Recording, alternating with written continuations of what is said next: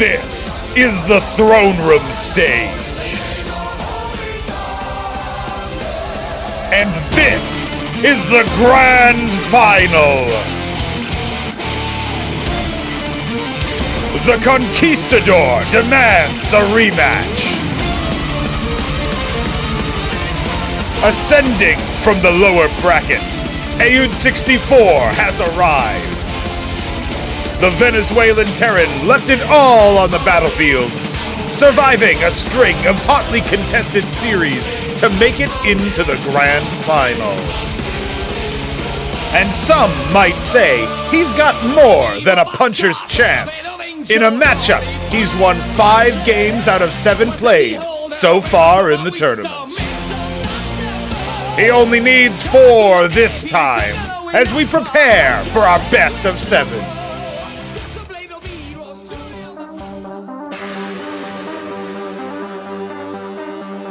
A Protoss favorite for the finals. Watching from up on high, Neblime has awaited his challenger since narrowly defeating the Russian Zerg of Hamster. He last clashed with Ayud 64 in the battlement stage, where our Australian Protoss struggled to find an answer to aggressive play. Since then, he's won 3 games out of 4 in the matchup, and looks revitalized, ready to complete the three-peat and win a tournament as every race. Will this be Neblime's Trinity? Or will we crown a different champion?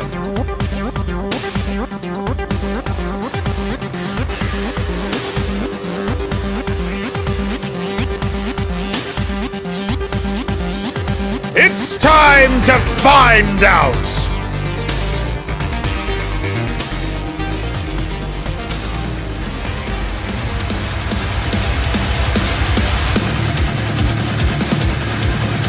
Ayud 64!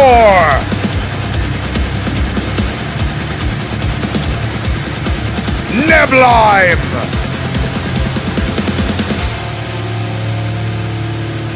Throneroom!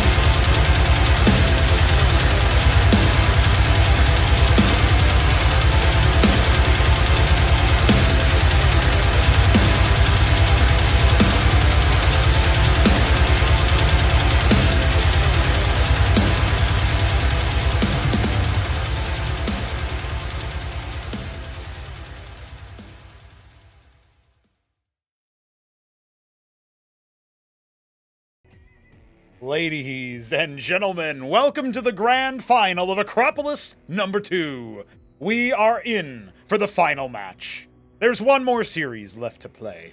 There are 2 more frauds left to unveil. You know what I'm talking about, boys. It's Neblime taking on Ayud 64. Our reigning champion and our mountain man. Neblime has been absolutely on fire since the Throneroom stage began, making it through in a very Neblime fashion. 3-0 over Top Ramen, 3-1 over Hit 'em Up, and 3-2 over Hamster. Even if he drops a 3rd map when we come to this series, he still has a shot at being the champion. People say it will be tough. People say it will be difficult. People say Neblime might not be able to make things work out. But have you not learned by now? You don't doubt the reigning champion of Acropolis number 1 when he is coming for that three-peat. He won Ascension 7 over Hamster. It was a 4-3. He won Acropolis 1 over the Shambler. It was 4-0. I feel this series will be somewhere in between. And if he wins here, I better haul ass on making that 4th race. Otherwise, he's going to go back to Terran. And that would truly be terrifying. Speaking of Terran, Ayud 64, he makes it through the lower bracket after being stuffed in the semifinals. It was a semifinal number 2. He goes 5 games against Hamster, and we all watched yesterday as he completed that rematch with a better score. People called that the best of 10 in the Throneroom stage, and it was 5-5.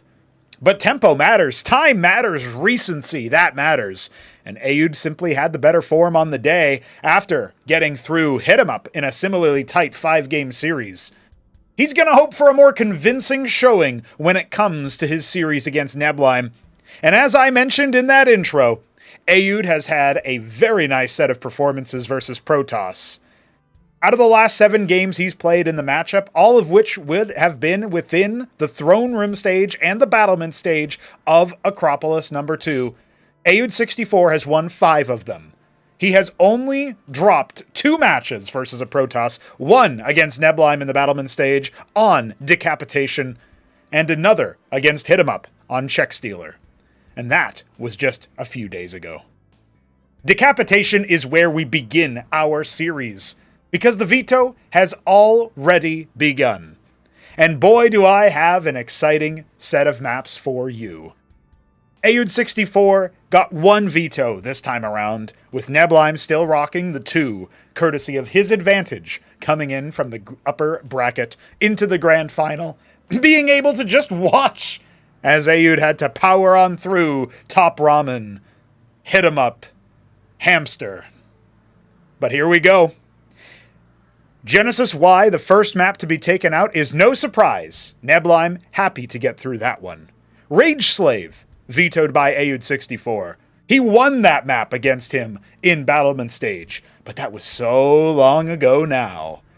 Muspelheim was the third and final veto. And that comes after Decapitation and Near Impact are the first 2 maps. Neblime opting for that 4-spawn map that he took versus Aoud 64 in the Battlement stage, that he took versus Top Ramen in Game 2 of their series in the quarterfinals, that he took versus Hit 'em Up in their second match, in their semifinal. Now, he's in the grand final, and now he gets to start there. No longer worrying about picking that map second. It's where we begin, on a good foot for the Protoss. Demaloon is our third map, followed by Paradise, selected by Aoud 64. Blackwater Bastion will be our 5th map, if required. Check Stealer, our 6th. And Spinal Tap left over to decide the series if it goes all the way. That and more will be on the graphic, but let's have a moment to discuss with the players themselves what exactly is going on here. And you know what that means, boys. That means it's time to talk to Neblime. How are you, sir? Hello. Hello, hello. Pretty good. Feeling good? Feeling good? Say? Yeah. Yeah. Yeah, I mean, this is you're in the grand final, my man. You've starting on Decapitation, my guy. How are you feeling about that? Well, again, just glad I ported it, right? It is nice. Yeah. You know, this is what I said after the last victory. Oh, not the last one, the one before against Hamster. I'm like, well, yeah, I have an unfair advantage being in the upper bracket, but geez, I guess you shouldn't have got put down to the lower bracket, you know? Oh, yes. That's my advice. That's right. That's right. Just don't lose, and then when you're in the grand Literally, final, if you'll you win. Want to win, just don't lose. Absolutely. I will say it's very, very interesting to see the makeup of the series over the maps that we have. Obviously, you veto Genesis Y. That makes perfect sense. Aoud actually did shock everybody, perhaps, in winning that map against Hamster. I mean, that was oh no, actually, never mind. I'm wrong. Aoud did drop that map against Hamster. He picked it against Hamster, and that was really surprising to me that you picked that. And you know, even after the interview, when I was in the intro interview to that series, I was like, "Hey man, you're about to go up against Hamster." The only time he lost Genesis Y was when he tried to 6-pool Neblime, and he just held it with ease. Other than that, Hamster has not dropped it at all this whole tournament, and you know, especially in this matchup, he took down Top Ramen, right? And so like that's one of the other big name Terrans. He even took Aoud down in the previous time they met, and he's like, oh, I didn't notice that.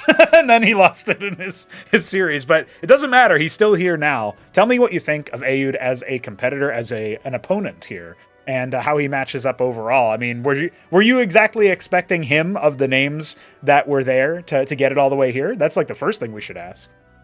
Well, you know, if we go back to Acropolis 1, I was like thanking my lucky stars that AUD started playing the game too late to get in there. Yep. Because I was having a lot of trouble versus him. At that time, I was sort of just crushing anybody. But then I played EUD a few games. I'm like, my God, he's actually killing me at tier 1. I'm like, oh God, what do I do if I have to fight him? And, Ramen and Newt to some extent as well. But as we saw, I was able to overcome both of them by narrow margins. So, even back then, I knew he was going to be a threat. Then before Tyrant's Tale, I was like, oh God, I'm doomed. I'm never going to beat EUD. Of course, then he had to go away. But of course, I lost to Ramen anyway. But now here we are, I've come a long way. And look, I always knew he was going to be a threat. But I don't know, I've had time to learn Protoss now. I will say for Tyrant's Tale, I just didn't really have the practice with Protoss, honestly. But that was then, this is now. I obviously expected hit in the finals, of course we all did. Yes. I suppose it's sort of my fault for losing in battlements that I had to send hit down earlier.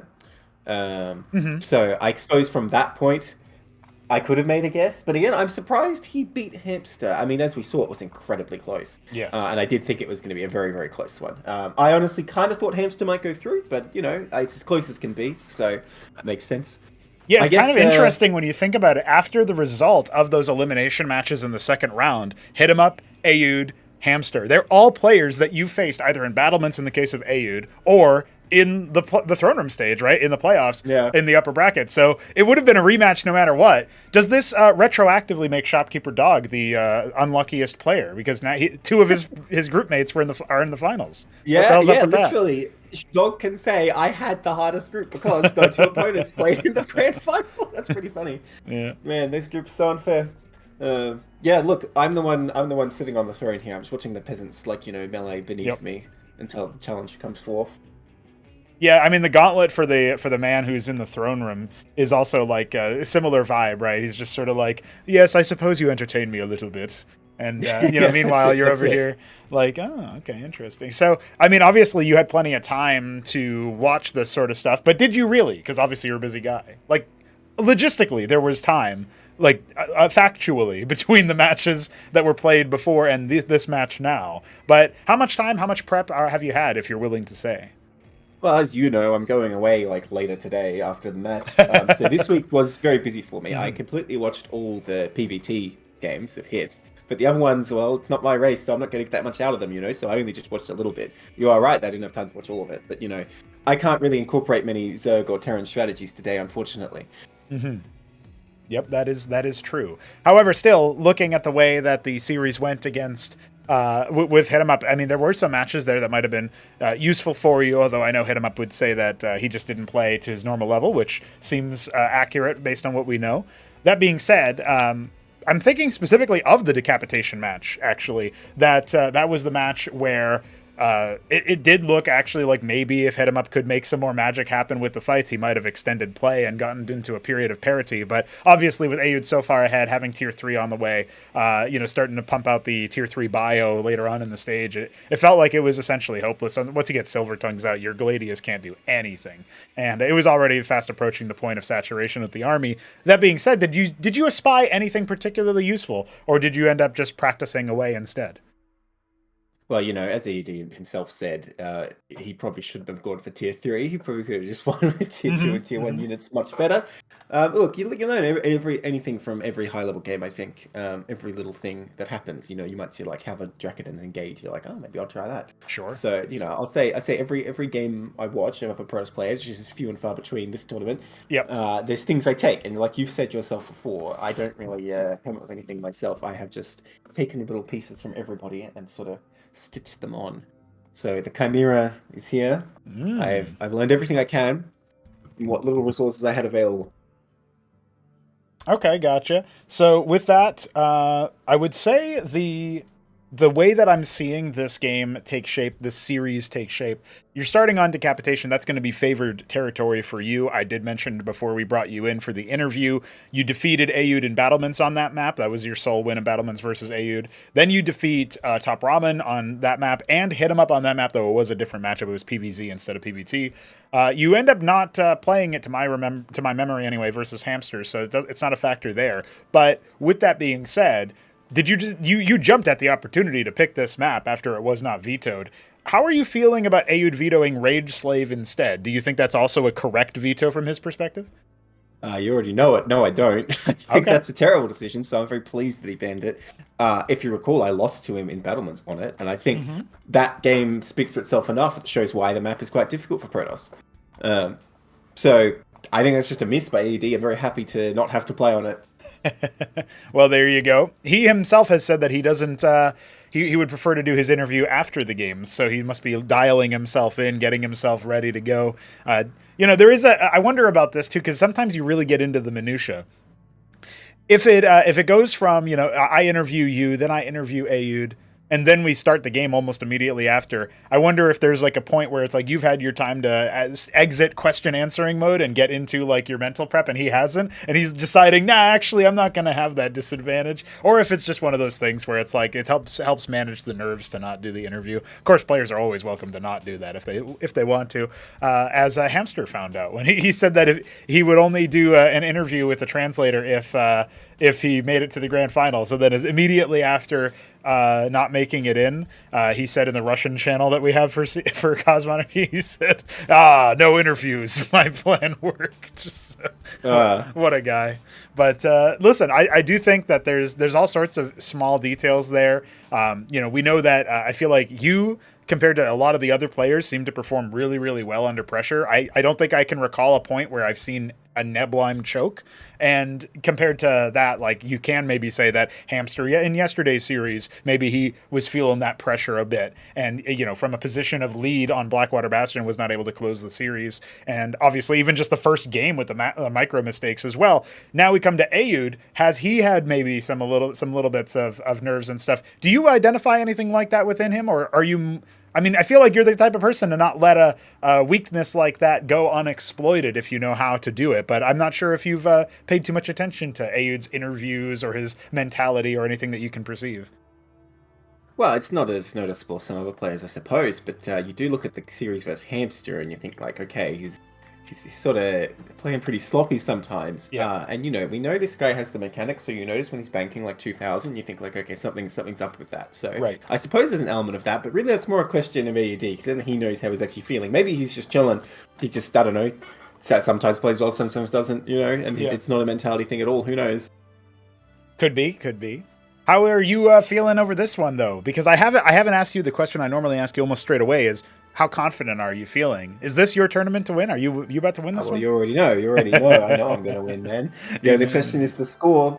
I'm sort of wondering if I go down 3-0 first, does that mean I'm like 100% guaranteed to win? Because that's when I'll start playing the best. Oh, yeah. EUD's best strat might be give me a couple maps, so think things go normally. But I think I'm definitely going to win. The question again is just the score. Okay. And, I wouldn't mind just going through for an easy 4-0. That would be fine by me, but I know ED is not going to be too easy, so there'll be maps going that way for sure. All right. Hey, I'm looking forward to this. I've been thinking about it all damn day. Pretty much ever since the previous series stopped, I said, holy moly, we're going to have PVT in the grand finals. Everybody telling me that Zerg OP, right? And then not a single Zerg in the grand finals. Can't believe it. That being said, there are some interesting maps on offer here. He ends up selecting from Check Stealer and Spinal Tap, which feels like a cursed choice in this matchup. He ends up selecting Check Stealer. Of course, Spinal Tap ends up getting picked anyway as the decider. But if he can end it before then, maybe he can avoid it. That being said, any of these maps that you're looking at from either side of the picks that you feel are really good for you, and conversely, any ones that you're feeling are really bad for you, because you were able to get rid of the two ones that I know you are not a fan of. Do it my magic thing. Well, you can drop I it gave in it a this shot. one spot. Yeah. I tried a few places, but I couldn't figure it out. And dropping structures is notoriously Lundier nerfed ever since then. It's Yeah, poor Lundy. Hey, when are you gonna bring him back, man? yeah, we gotta improve that for sure. There's a few things we gotta fix with regards to structure dropping still. You know what? That's a 2025 goal right there, and early as well. All right, well, the other big question here is whether or not I have an extra motivation to work on the Escozi, which would be you winning this tournament so that you can switch into them. So there's that riding on you as well.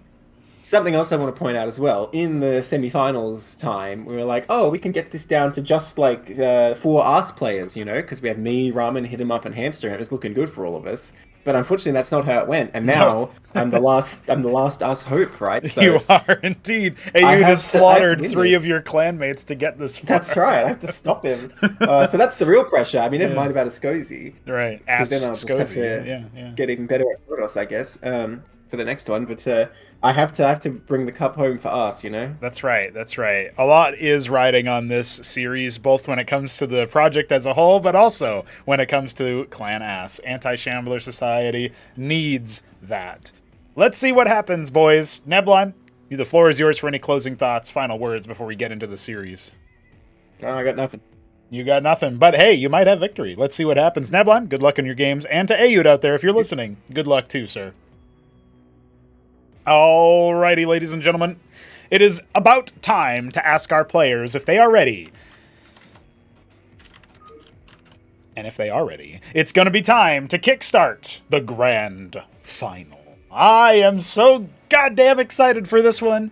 Like I said earlier, it's just been a permanent thought in my brain, trying to do other things, but what about Neblime versus Ayud? Oh boy, what about Neblime versus Ayud? Well, we're about to find out. It's time to find out, as the intro would always say. And look at this, decapitation loaded up for our first match. It's the Pumpkin Terran in the top left, Ayud.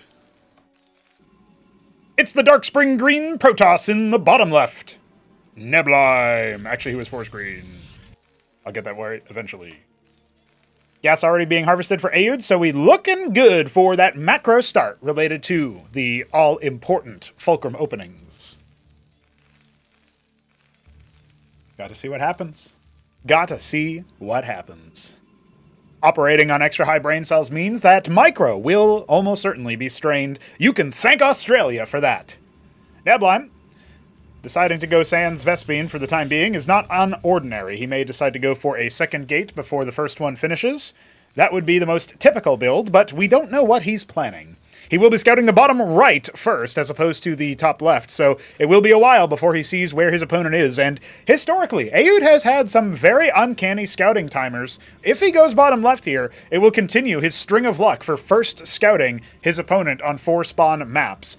And look at that, that's exactly where he's going. We're waiting for the pause as the quarry comes down. This will be an opportunity for Neblime to fix his mouse. Oh, Lord. Yeah, the same thing happened. I don't think it was an Acropolis final in number 1. I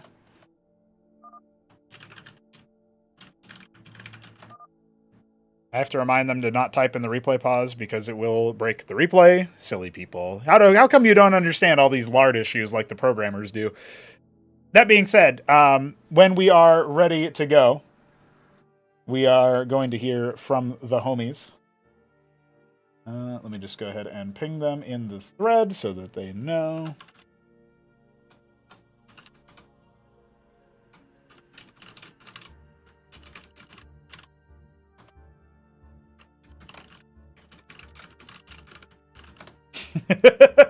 It is a little lame that we still have this issue, but you'd be surprised how much reverse engineering it takes to fix a memory allocation issue like this, where it just has there's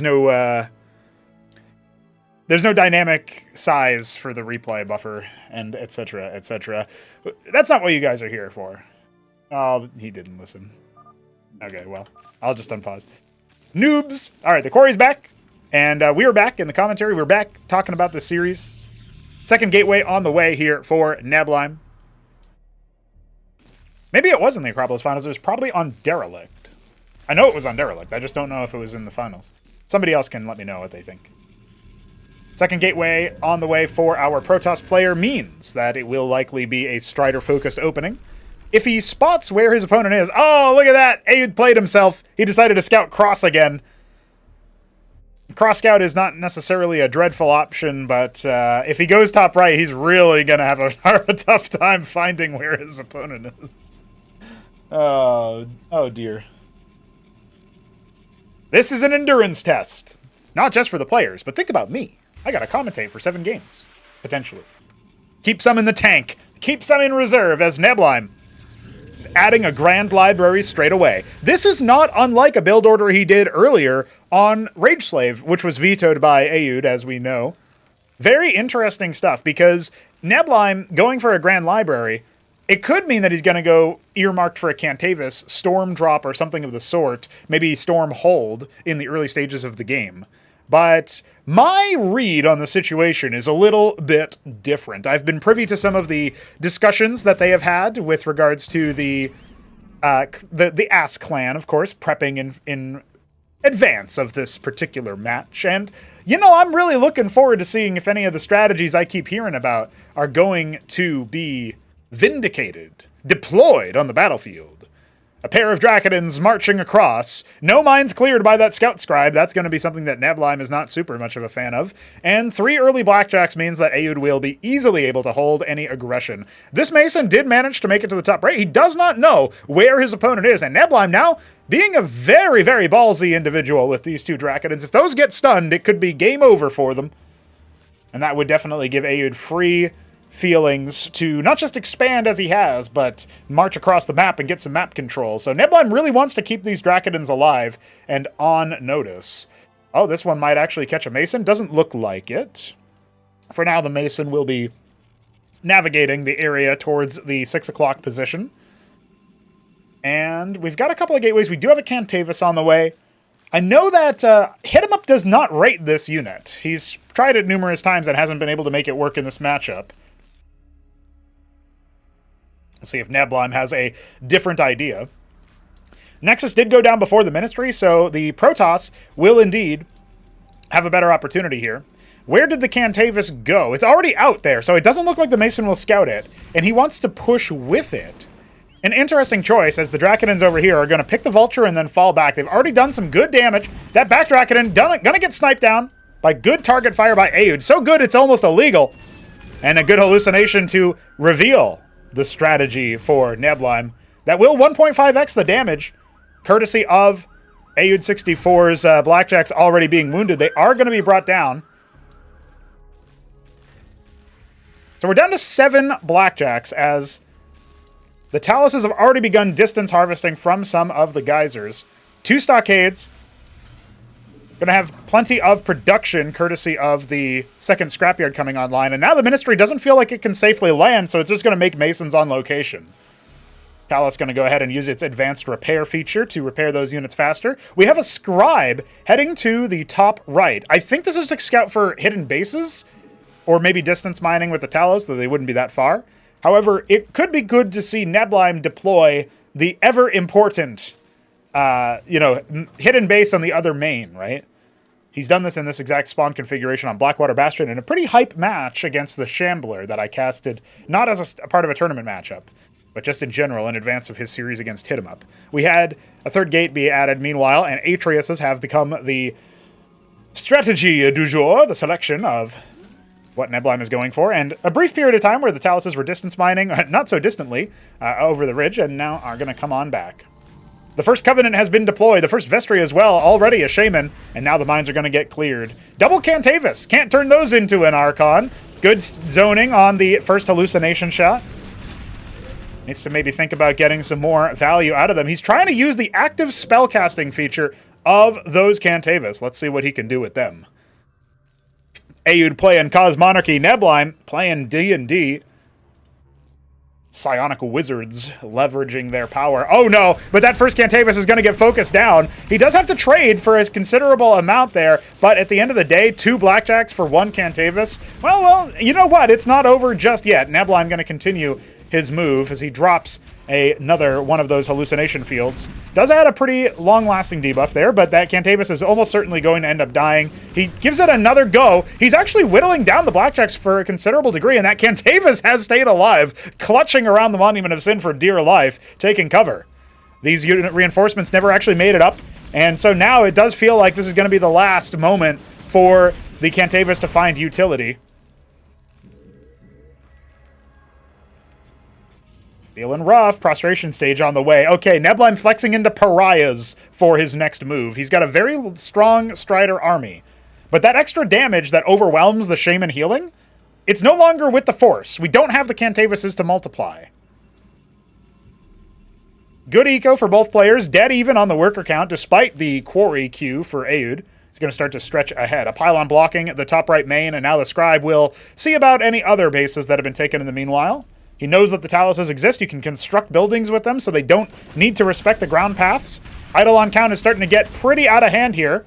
He snipes one Blackjack and falls back, has taken some hull damage onto those Striders. The Scribe will, given a long enough timescale, reveal that the Taluses are mining from that position. That will be something that Neblime can consider. Instead, he goes for the snipe onto the Shaman. Very good pick, and then just falls back, using that flash shielding to his advantage as his first pariah is on the way, the second frustration stage to come on with it. Okay, Neblime's got some ideas. A couple Striders pairing off to go hunt down the Talus and shut down that gas mining. The Anseal count up to 2 now. This is going to have to be Neblime retreating. He can't decloak the Eidolons right now. He does not have any melee units with him.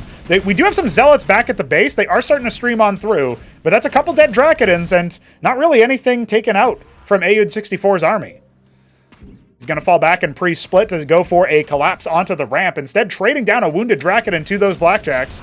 Now he comes in with the Force. There is no Pariah just yet. Has Ayud found the good timing to deal with this before any sort of critical mass from Neblime can take place? He's going to retreat out of the map, away from the attack path to his base, and Ayud is either going to bite or he's going to end up falling back. He has to recount his Anseals and get them back into a good position. Now they are starting to fall away. Zealots and the Pariah moving to 6 o'clock so that they can get up for a flank, but we have no units back at home. This is the death push that Neblime has to be afraid of on this particular map. He might not have slowed it down enough with the Cantavis push, considering the Cantavises themselves slowed his ascent with the Pariahs. He's got another one nearly finished. He's up to a count of 3 right now, but he has to pull that Pariah back. There it is. That's the 3rd Pariah. A 4th one on the way. Not another one queued up just yet. Needs every little bit of unit that he can get. He might have slowed enough. He's already in a bad position. He's going to need to break these Monuments of Sin if he wants to try to flank this position in any timely manner. Whatever structure that was gets canceled. Might have been an Engram, might have been a Warden. And now his Nexus is indeed going to be under some duress. He's got to set up for the perfect fight to crush the army from all sides. We've got Zealots and a Pariah coming on in from 6 o'clock, spreading that damage. The first Pariah goes down. The second one to be focused on swiftly after. And this other one here has been body blocked by the Zealots that were supposed to help it. The Force getting intercepted by some bio coming in from the top, and that's GG, with Ayud taking the first game. A decisive move. What more does Neblime have in the tank? We know he's got plenty more builds than that, but the first results of the Cantavis strategy did not work out the way that he wanted.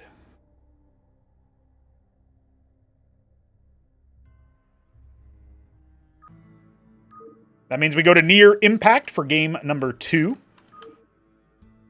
Again, long haul stuff. One win does not mean anything until one win means everything.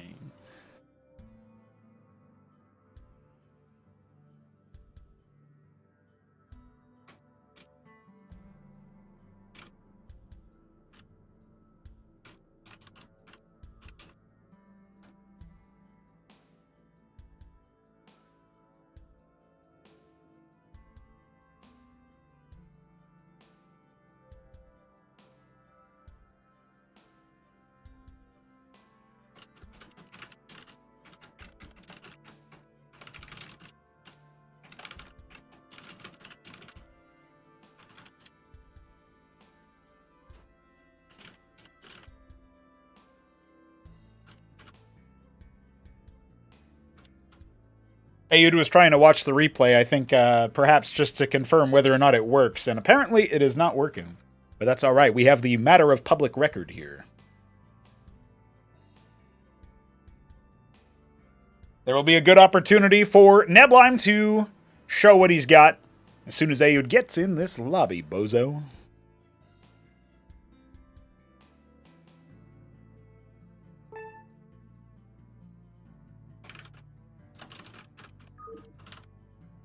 Asking our players to say when ready. Neblime has given the go signal. Ayud settling in. He's got one game. It will not be a clean sweep in his opponent's favor. Still could be in his. And there we go. Grand final, bringing it in. Game 2, near impact. Aeud 64, the Pumpkin Terran in the top left. Neblime, the Palatnit Blue Protoss in the bottom right. Okay, we're looking at Near Impact, a map by Jujic, previously Decapitation, a port of... Oh man, I don't even remember the original map name. It's like Twilight... Shakura's Temple, there it is. A port of Shakura's Temple. I did that port, but of course, the original map was not by me. Now, what are we going to see in this map? Neblime looks to be going for his opening gateway.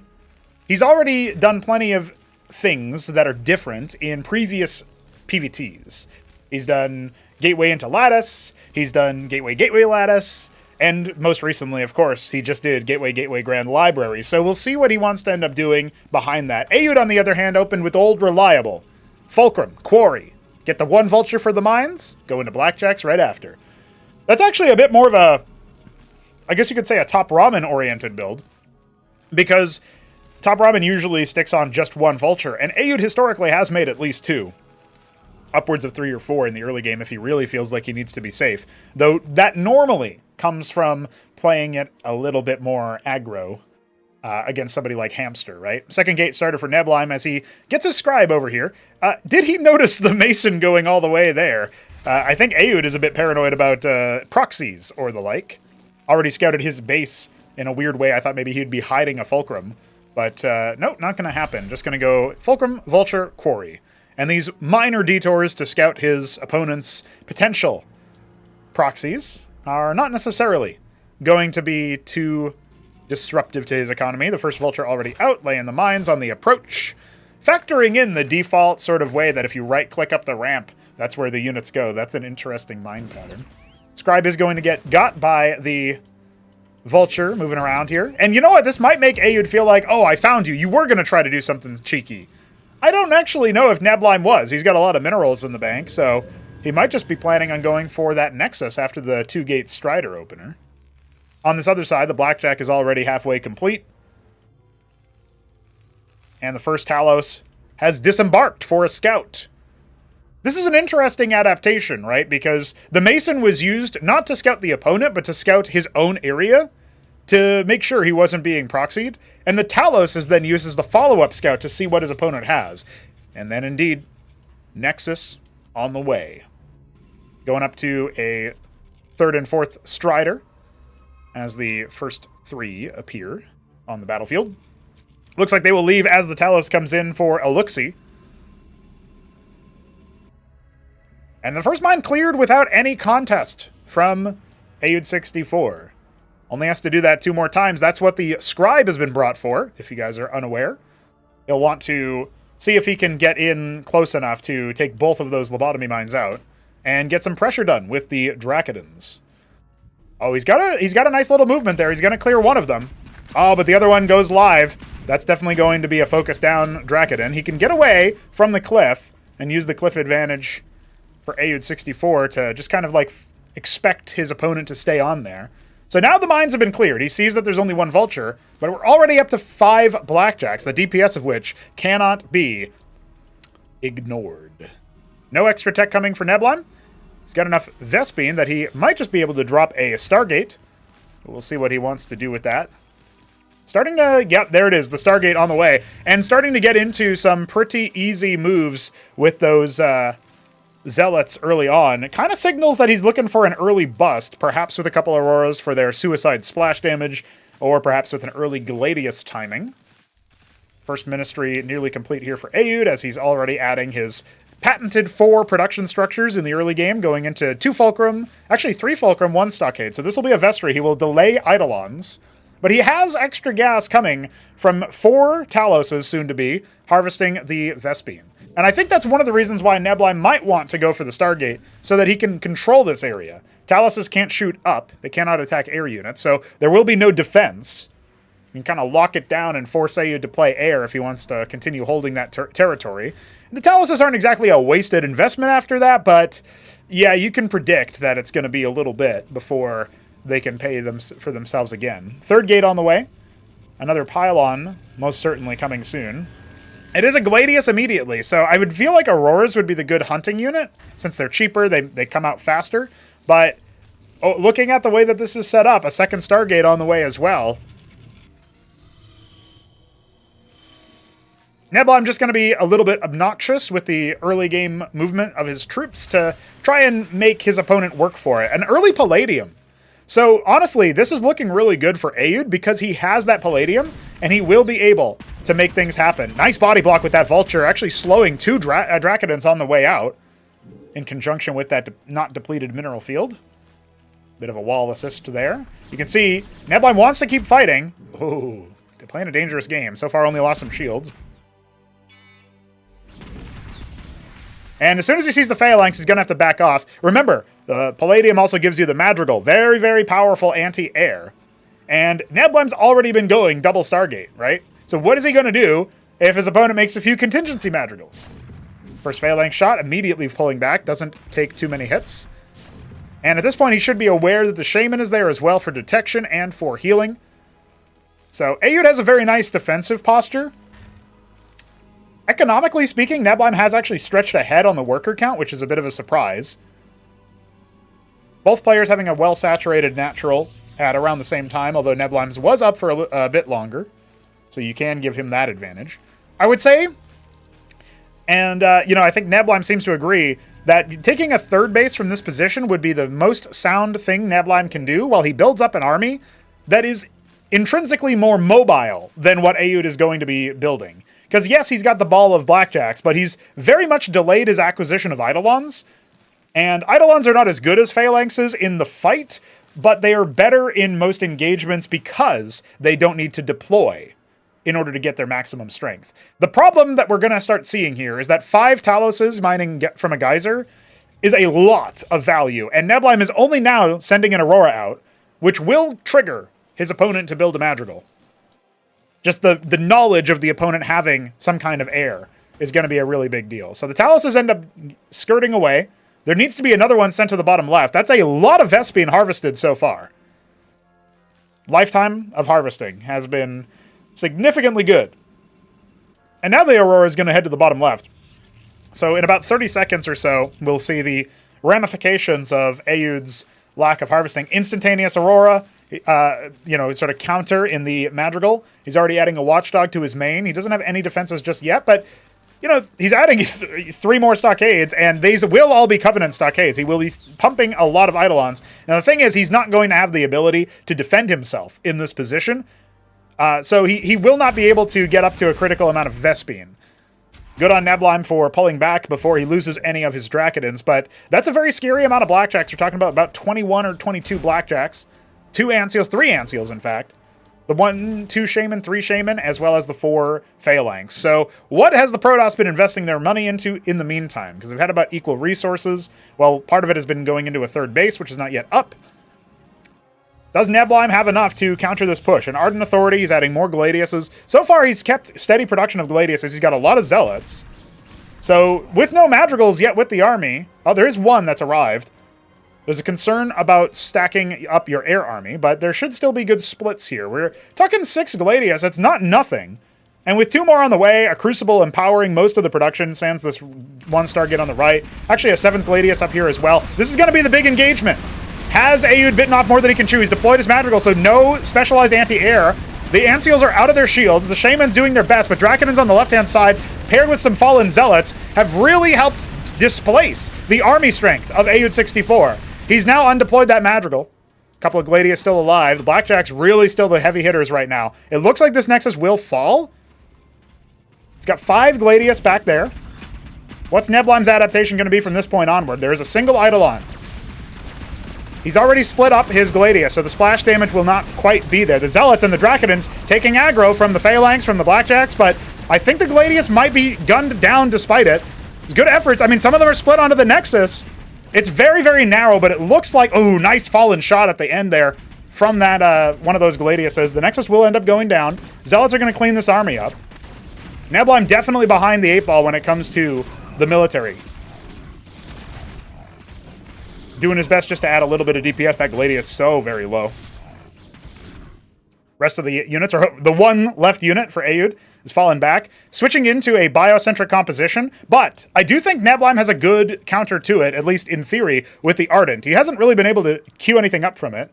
Instead, adding a second Ardent, he wants to spend his money on a Nexus. He's hoping that his opponent does not immediately strike again for a little bit. If he can get up to a nice army count, maybe slow the advancing push from Aoud, maybe pressure his own third base as it's coming on, but I don't know. Aoud's looking very, very scary right now, filtering in some Goliaths to help single out the Gladius, recognizing that Madrigals may not be the most useful unit in this situation. Especially with Neblime investing the APM necessary to split his Gladius. That definitely extended their lifespan.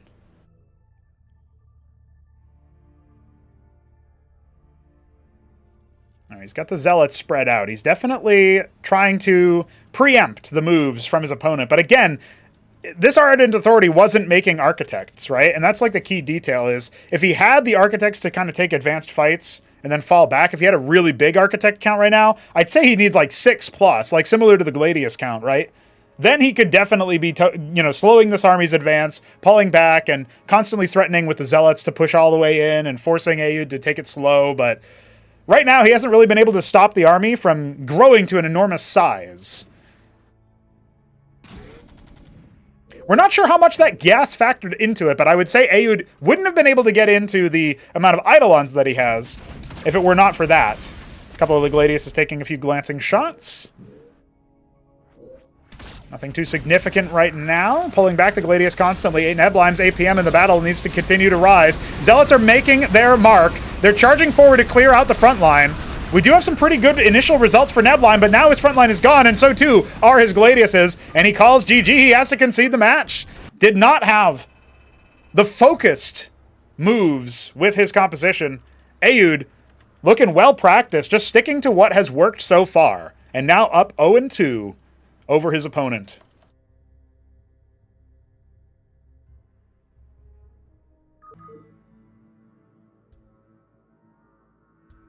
It'll be Demaloon up next for game number 3.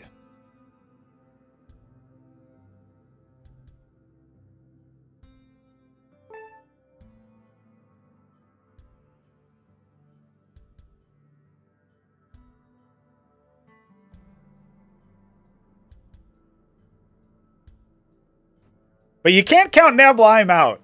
You can't ever count Neblime out. He's reverse swept more times than I can count, and it would be the first in a best of 7, but it might not get there. Going to his map pick of Demaloon. Aoud's ready. Neblime's ready. We're getting into it, boys. What will do the trick? What will change the fates? I still believe. Do you?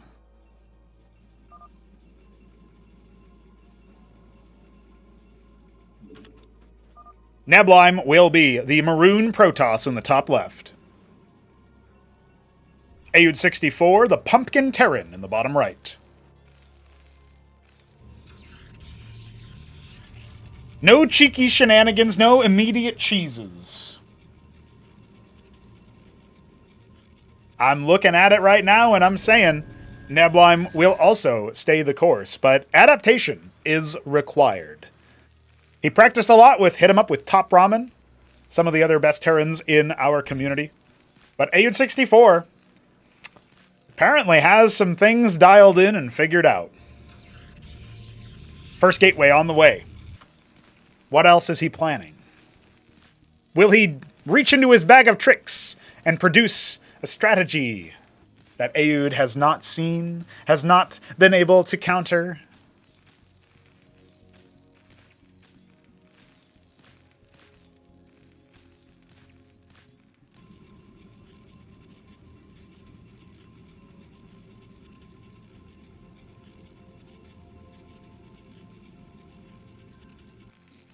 Quarry already.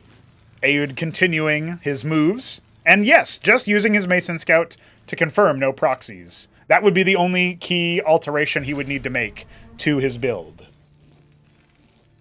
His scouting of his own main tells me that he's like maybe mathed out how you could easily, by a certain time, get a scribe if you sent it immediately into your enemy's main base before they like have their quarry up or something like that. He does do that single-player testing sometimes. Dropping the very important scrapyard. Talos already nearly complete as well. Second gateway coming online here. A lot of what comes down to it is that Aoud has just optimized the build, right? He has more units than other Terrans might. He's done the build order 100 times, and he's figured out, I make the quarry at this time, I make the Taloses here, and the Taloses give me more money, and the Taloses are what results in me having the ability to get that stuff going. So if anything were to be targeted in the build order, and it wasn't to be some very aggressive early all-in, I would say Neblime has to find out a way to think about this matchup that allows him to counter the early game aggro, or the early game macro, rather. Not even letting that Mason get a tickle in for good measure. Going up to 3 Dracodons very early. His Nexus already on the way. And this is a big adaptation. Neblime drops his Nexus at around 220. That means that we are talking about, I would say, a very, very potent amount of early Vespene that can be harvested by the Protoss without needing to invest into the Embassy and the Artisan to do it remotely. What will he do with that early Vespene if that is indeed what he's after? Or is he just going to try to get to a more powerful worker count than his opponent and concede the fact that the early game aggro has not worked out for him so far? He's still applying some minimal pressure. He swept 1 of the 3 mines with his Dracodons. He does have a 3rd one on the way, and his Scribe is staying in the top right, which is kind of interesting. Maybe the answer to what Aoud has been doing so far is to go for something a lot more macro-oriented, maybe greedy, and forcing him to change his game plan to account for yours. There's already a bit of a change of pace. Multiple Matadors coming out for Aoud 64. Dropping with his Vestry, he's planning on some kind of armored push. We'll see if those units are any good, or if this is a critical error by our Terran player. Ardent Authority on the way. Yeah, he's made the 4 Blackjacks, right? But he's switched into full Matador production behind it. Adding another Blackjack here and there.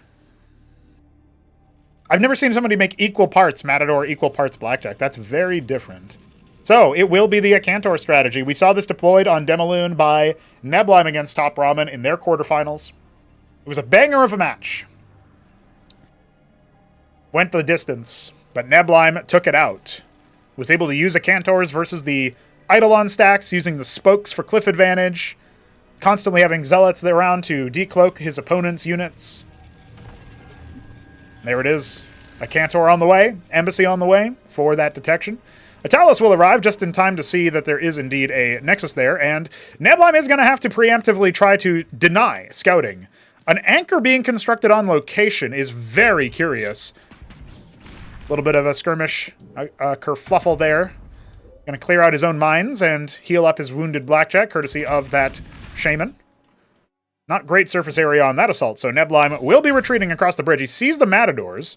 Going to be a very puzzling choice. He really wants to just pick any unit that he can to reduce the overall number of Blackjacks there are. Sure, he'll take some pot shots at the Matadors, and that should be a dead Blackjack. Oh, he might have fluffed the control there. Good targeting from Aoud 64. He barrels across the bridge, clearing 2 of the Matadors. Make that 3, actually, of the Dracodons. Only 1 Matador has gone down so far. Make that 2 now. And he's secured across the bridge. Maybe that's the use of Matadors kind of crowbarring open an area of the map that normally would require you a very costly move. Now, seeing the units leave the base, this is going to fill Neblime with some information that he can use to his advantage. He's already got an Akantor in an Envoy, earmarked for some position over yonder. Is he going to set up for a surround on the army with the Akantor? Is he going to try to flank with it? Narrowly, very close to that position. He's already thinking about it, but now he sees where the army is. Pulls back with the Dracodons. He knows he needs the Akantor defensively. The anchor, constructed by the Talos, that's going to be a very hard committal by the Blackjacks to try to snipe the Envoy. It's not successful. It gets a number of shots out, and there's not that many units over here. Oh no, the Envoy goes down to the Blackjack shots. But there's another one where that came from. And the Zealots are just doing their best to slow down the Matadors. That's a big hit from the Plasma Shell. Good cliff advantage over here. That's going to kill at least one of the Shamans. Oh, he tries to get the Blackjacks into the anchor, but you know the cliff advantage over here is definitely going to afford Neblime with the necessary tools to clear that anchor out. Not able to get that unload up, liftoff up, so okay. Aoud has been held at an arm's length. If Neblime had been able to scoot up the Acantor and the Envoy in that position, in fact, if he just doesn't lift the Acantor, I think that fight swings even harder for him. And suddenly, Aoud is going to be very far back with much less units, and Neblime would have much more units. That's my read on the situation. Switching into a Cyclops drop is Aoud 64, adding a Stockade. That will be for the Covenant. He's going to break himself in to the very important Eidolon play that he loves. One Cyclops already out. 2 more on the way. It's going to saturate this very, very early on. First shot goes wide on the Plasma Shell from the Acantor. Not able to get too much done. Not even able to clear the Mason building that Watchdog. So that will somewhat insulate the Natural from being taken in the future. Neblime setting up his third base quite fast. Not as fast as his Natural, of course, but he has had that economic advantage. And look at the worker count difference. That's an 18 difference right now in favor of Neblime as Aoud continues to attempt to get back into it there. His Cyclops drop is going to hug the bottom of the map, and the Zealot is out of range to see it. However, this Drakodin, on the other hand, ooh, if it's hugging the very bottom matrix, it will end up being spotted by the Drakodin. We'll see if Neblime pays attention to it, as he will be focused on microing multiple Acantor envoys. Already dropping double Warden in his third base. A Warden defensively, but will not finish in time. Oh, it doesn't matter. The Trojan has been revealed by the Drakodin. Good positioning there. He immediately starts to pull back. The Tellus has been idling here ever since making that anchor, so a little bit of map vision there for his opponent. Aoud definitely been keeping on top of things as Architects are rolling out onto the field for Neblime. Is it going to be enough to hold the inevitable Covenants? We know that the Embassy is out, so Witnesses are a inevitability in this matchup. Try to scour the map looking for any sort of information. The Trojan will be repaired by the Cyclops, or by the Talus rather, and the Cyclops are loaded up in it, but there's already a Warden, a second one nearly complete, and there's some units on standby to help deal with this. That Warden in the mineral line is going to be a magnet for the Cyclops. A little bit of drop micro working out, but as soon as the Acantor shows up, you can't really do much.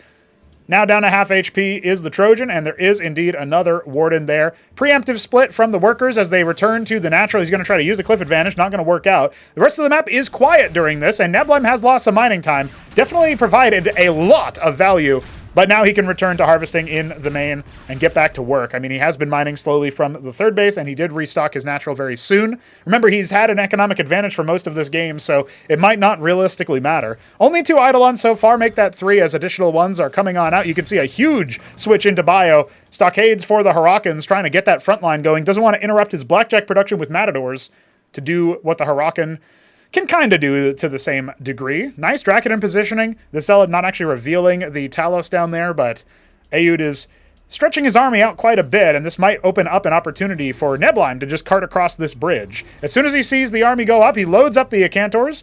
Clearly got a plan. He's going to see if he can flank the army rather than go after the Natural.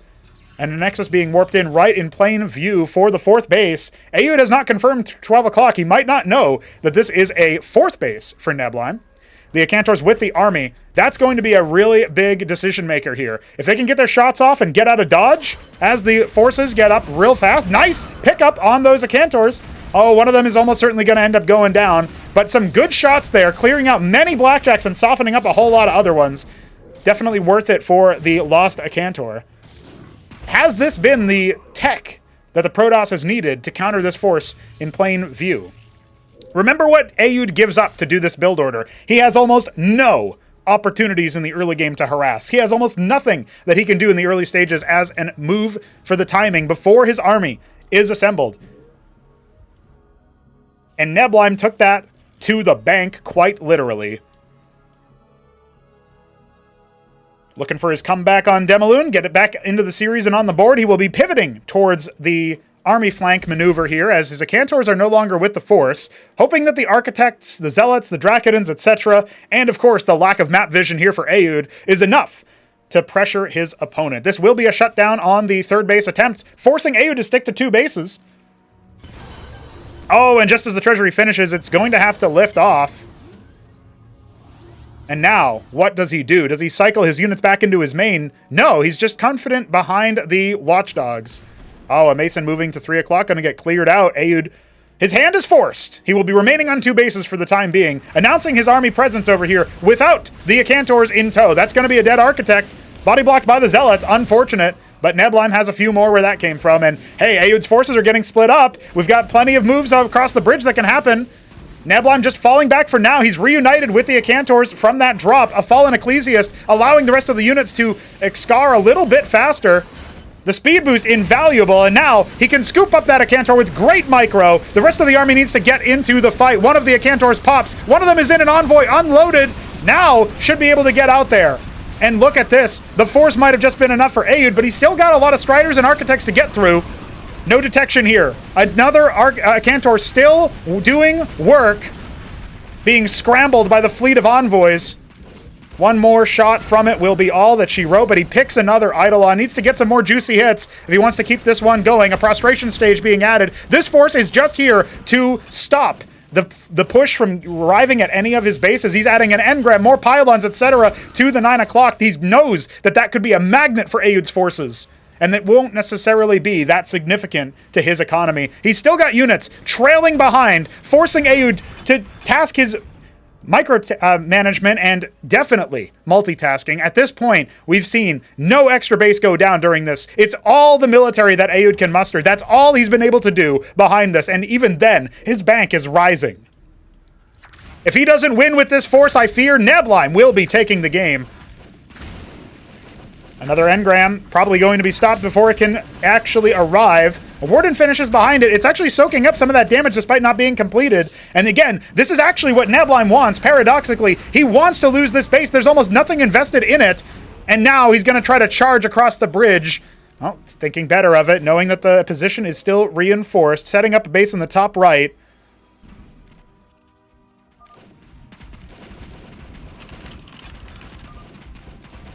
As we wait for this one, we'll see what they end up saying. Oh, they're holding back.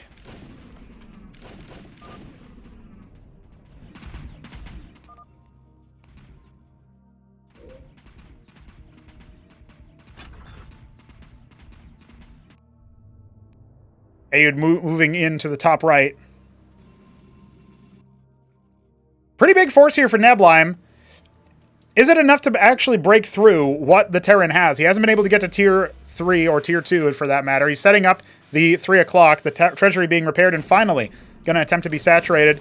Scribes perhaps revealing that top right is taken. Instead, they're just going to be fodder for the rest of the units. The Shamans are on the front lines, not being focused down, however. And there's so many Hurricanes. Not really any splash damage here for Neblime to be able to use. The Pariah might have been a good choice, but the Hurricanes rend its armor so much. More Pariahs on the way. Looks to me that Aoud still has the Eidolon ball in a critical mass. Increased attack rate courtesy of the Pariah. It's going to be there for a fleeting moment, but I feel Neblime's advantage in this game was also fleeting. He had the macro, he had the extra workers, but the Eidolon count is too damn high right now, and the Acantors were fallen and never replenished. Making sure that nothing at 9 o'clock could be there. The envoys sacrificed to decloak the Eidolons just to see how many there truly are. And as Neblime falls back, it looks like Aoud rises to a 3-0 start.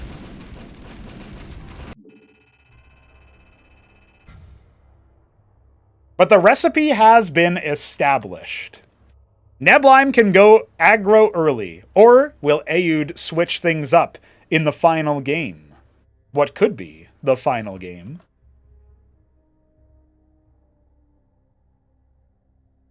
We're not done yet.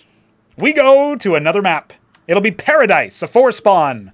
This has been Aoud's map pick, but the Protoss of Neblime said that this could go either way. It has to go Neblime's way, otherwise, whew, this is going to be rough.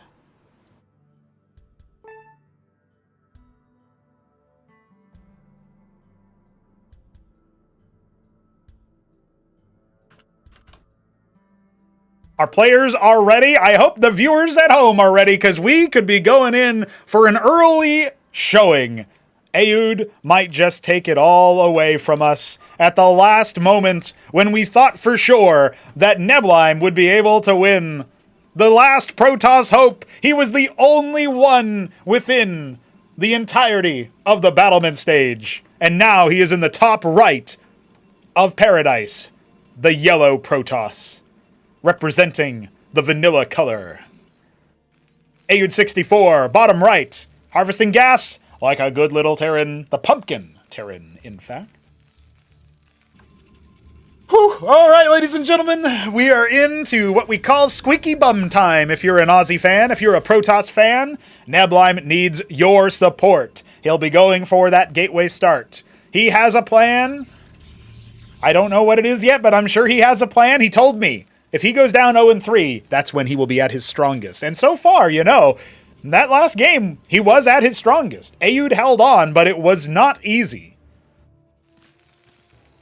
It came down to Neblime switching into Architects, which, on the one hand, makes sense versus a lot of Blackjacks, but the lack of scouting to see it was a total pivot into Bio, that was the key difference maker. Aoud will be scouting his opponent, not first, he'll go cross-scout. He'll see his opponent scout, but hey, look at this, Neblime. What's he thinking? Was that intentional? I don't think so. I think that was a misclick. I was like, oh, he's decided, oh, my opponent would scout me already, so. I don't know, I was trying to see the read. I was trying to see what he was up to. However, we've got Neblime here with the 2-gate, already harvesting enough resources to go for that early Nexus if he wants to, but putting it into a Gateway and a Dracodon instead, as he did in the last 3 matches. We'll see how early his Expo is. He must be thinking about something here. It is a 4-spawn map, so it can be scarier to do something a bit greedy. As we see, Aoud just doing the old reliable.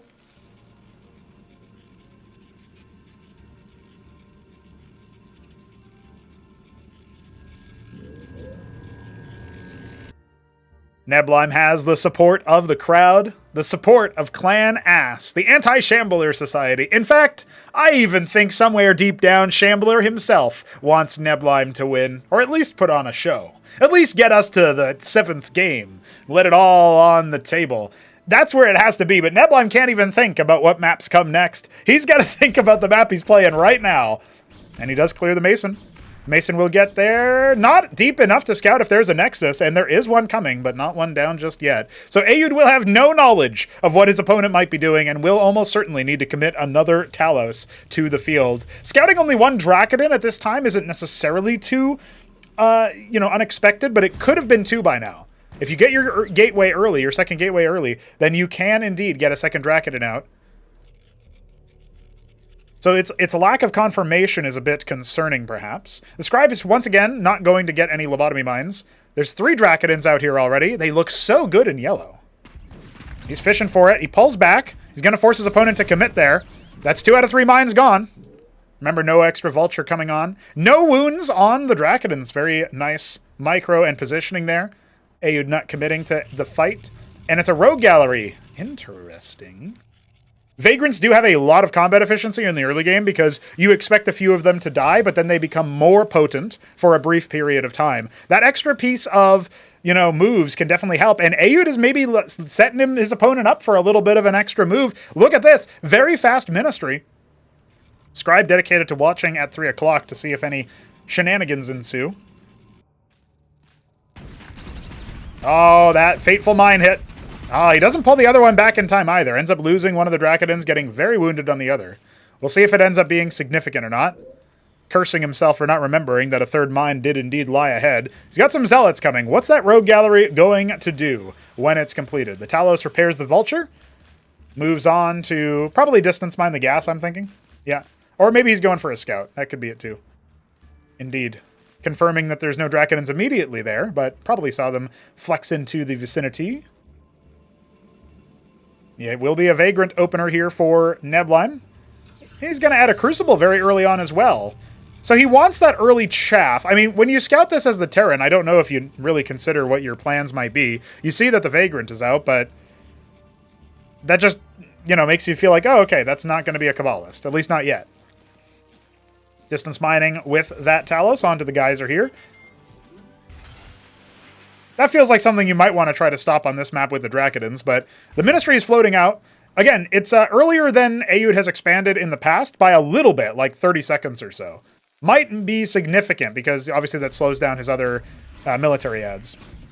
Vulture down to a few shots. See if it ends up getting repaired or not. Mason's getting pulled out. Neblime still has a nominal worker advantage. Ooh. He's really going after that Vulture. When you strike down my Vulture, I only become more powerful. No, not the Blackjack. Oh, the 2-for-1. Oh, he's got to watch out, though. This is before the Shaman comes out, so this is actually really good. Again, this is what Aoud cut in order to get his expansion down a little bit easier, and he is going to get hemorrhaged down.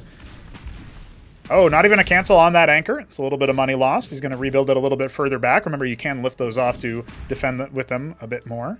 So far, Neblime not moving away from his position, adding a second prostration stage behind the first.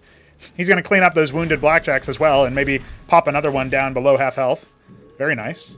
One more shot will do it on that one.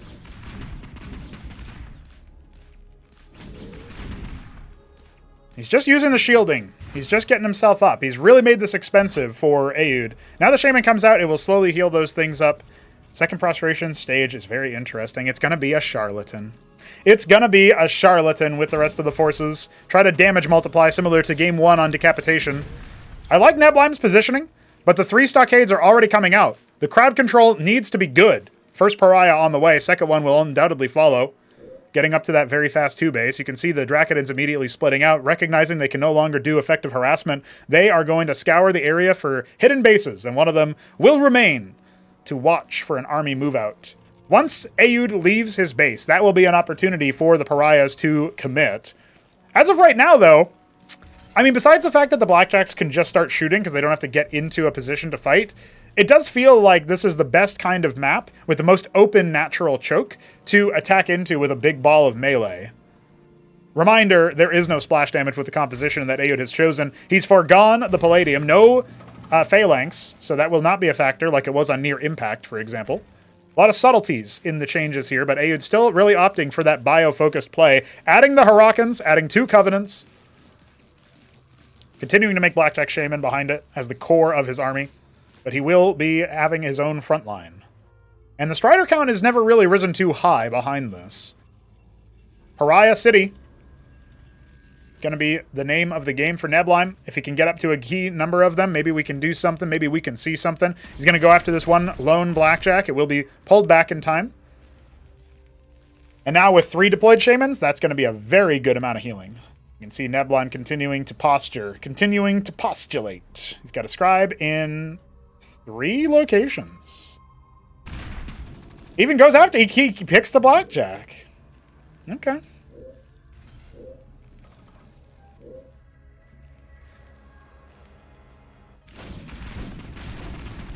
Not quite going to be able to finish that one off. Does end up getting peppered down. The Eidolons do reveal themselves by their shots, so there is that as well. There's a lot of pariahs. It is a lot of them. This Eidolon might get a little bit too far away from home. Instead, Aoud pulls him back. Yeah, at this point, you can see Neblime falling back. He wants to make sure. Once again, nothing has been harvested from these side bases. We can see this Talos is distance mining the gas. There's 2 of them, actually. Another stockade being added. Spending down on his money. Really wants to double down on the Eidolons. It'll come down to whether or not the Zealot Pariah squad is enough to clear this. And I think it's also going to come down to the positioning. The Scribe moves forward just to see what's going on. Gets sniped by the Eidolons. Without a reliable set of ranged splash tools, I don't know if Neblime is going to be able to crack this gigantic ball of Terran units. Aoud feels powerful. He's going to go for the move out. And this is actually one of the few times in this series where if Aoud loses his army, there is nothing behind it. It really is going to be down to how many forces Neblime has. If this is a clean push at all, this is going to be a big move. He's going to have to pull back from the bridge. Does he realize that he's been surrounded on all fronts? And does it matter, most importantly, many pariahs running across the bridge and flanking the army from the south. There aren't that many Eidolons here, and this is a total surround. The pariahs staying alive for so long, they are going to whop the floor with that Terran army. Catharsis at last for the Protosses of the world. There's a few more units streaking out. We've got more of them coming in, including those powerful pariahs. The stim's expiring. The Eidolons being decloaked, but not targeted. And now the Shamans are out. There's not going to be any sustain. The Pariahs march interminably. This is going to be too much for Aoud to bear. His Hurricanes are going to really help rend the armor of those very important Pariahs, but the Strider count is high enough, and the forces up top at the top of the ramp are not going to stand tall. They fall! And even though one of the Pariahs is cut down in the advance, he's on top of the production now. It's desperate measures for Aoud. Will he dare pull the workers as that Pariah hunts down the Huracan and then is going to be going for the worker line? Desperately building more and more anchors, but there's nobody to staff them. The Pariah continues to take his anger out, and Neblime avoids the clean sweep. If this is to be the beginning of his ascendancy, let it be known. Neblime did not go down without a fight. In fact, he may yet go down at all.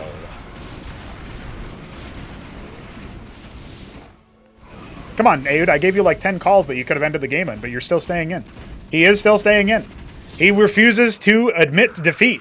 Brought down to 28 workers with no economy. More bases for Neblime behind it. You can't take your foot off the gas against this man. Maybe that's what he was counting on. Beautifully set up, beautifully surrounded. Neblime treating it like it's bowling, and Aoud kind of set himself up for that one. Another rogue gallery for more charlatans. The Pariahs continuing to help muscle through the forces and stay alive. The treasury is up and running at the third base, but Neblime can just step on this if he wants. He's up to going up to his fourth base in the top left, fully saturated at the third. Descending upon the treasury and forcing it away. Not going to be able to ruin it, but still. At this point, Aoud refuses to admit defeat. He is so far behind economically. His army still looks kind of scary, but this would kill it. It's just a question of the setup. It's a question of the fight. And Neblime, with his Crucible, needs to get a little bit more going for his military production, I suppose. Another attempt at the Force. The Anchor, absorbing some of that damage. A Charlatan, unfortunately, will end up falling. There's still one with the Force, though. There's still one with the army. If there's value in them, as Neblime sees it, he'll be able to make it happen. So many of the Pariahs, too, still alive. Now, at this point, the Huracan count is starting to get pretty crazy. And the Blackjack count is also pretty lethal as well. Maybe Neblime can force the issue by just, like, finding a way inside the base if Aoud strays too far from it. This is not the best setup for his army. Dude, Aoud has no money, no workers at all. All right, the Pariahs are going to come in. I don't think this will be as decisive as the first time because the Huracans are going to hold them at bay and reduce that armor quite a considerable degree. Frontline still intact for Aoud after all that as well. He had more Huracans behind the 8-ball there.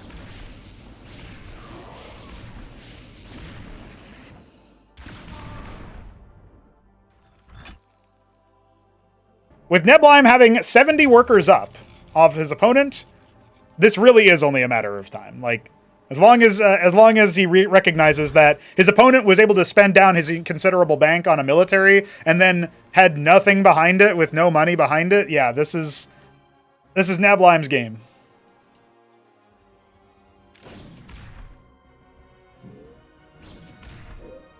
He's got a lot of money in the bank. Could be spending that down. Where's his production? Adding another rogue gallery, adding another gateway. He's going to drop a Nexus again, I'm sure. Yeah, he's expanding everywhere. This is something that I've seen. I saw, funnily enough, because this is the map that Jack Yelansky loves, and Neblime, of course, would win a game on this map of all maps, right? But he's over here kind of doing the same thing Jack did one time. It was a game on Spinal Tap against Shopkeeper Dog, and Jack expanded like 7 times after one fight. He did win the game, but it was a lot closer than it could have been because of that. And I feel like Neblime might be doing the same kind of thing, spending most of his money in APM on that and not on the tech needed to counter the mass amount of bio. We'll see if he's ahead enough to just deal with it anyway, but I'm thinking probably not right now. He's going to need smart positioning. He's got a lot of Pariahs, admittedly. First Vagrant to fall. Now here comes the Descent. Now, there's not that many Huracans in the front lines. They're kind of mixed in over here. This is kind of best case scenario for the Pariahs. We'll keep watch on their assault, but they are being brought down. There's definitely a whole lot of casualties on both sides here, but those Pariahs are down. That means that there's not much of a front line left. Neblime has a few Zealots on the way. Layering the Huracans in, it's not actually the best strategy, but it looked kind of cool. and gave Aoud another shot here, and maybe Neblime has realized his mistake. He finally feels like he's cracked his opponent, but he just expands behind it instead of actually spending his money on more units. He did make one Ardent. I'm not quite sure where. Is it on one of the satellite bases? Yeah, he made it in the top left. That's actually probably the worst position for it. Cantors are very slow.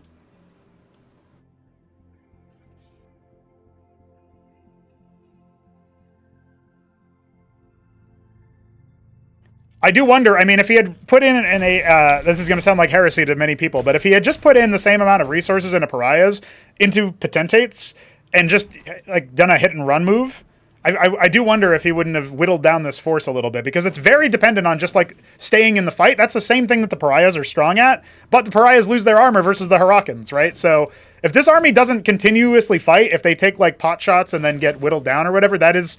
It's not exactly a lose condition for the army, it just doesn't excel at that, right? Because the Hurricanes kind of body block you, you lose everything to the splash. Neblime's in a lot of trouble right now.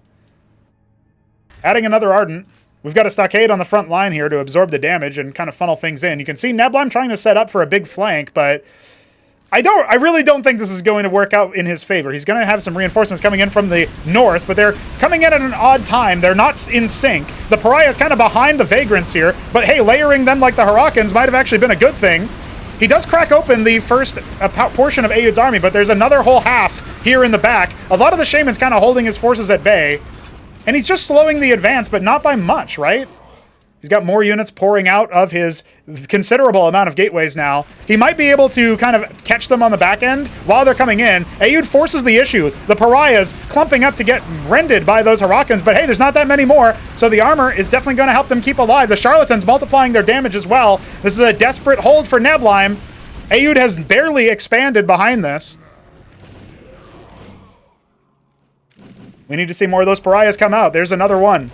And look at that. There's going to be some Eidolons decloaked by the Scribes rallying through. Pretty clutch, actually, and he gets in between the reinforcement point, but not that much DPS over here. He still forces a retreat from Aoud. This is such a dirty game right now. And Atlas on the way for Aoud. He's expanded to the 6 o'clock. He has barely any harvesting going on. Neblime spent so much money on workers, so much money on his eco, but he hasn't augmented his tech. He's finally got a Cantors coming. He's recognized this is what you need versus the bio. But this is how hard he has to fight. He's given himself such an uphill battle as he brings in more units from another flank. I'm looking around to see what else he might have. It's just the one Ardent in the main and one Ardent in the top left main. That was his 4th base. His 5th one is mining for free right now in you know, cloaked by security through obscurity. 9 o'clock, slowly coming online, I guess. We're going to have a couple of units of Vagrants coming down to heckle this base and maybe force Aoud to just lift it. Lift it and go. Oh, could have maybe picked off that Pariah, at least whittle down its HP a little bit, but not going to happen. One Hurricane rallied 4th. Catches more Scribes. At this point, Aoud must know, like, okay, my opponent has a lot of bases. Okay.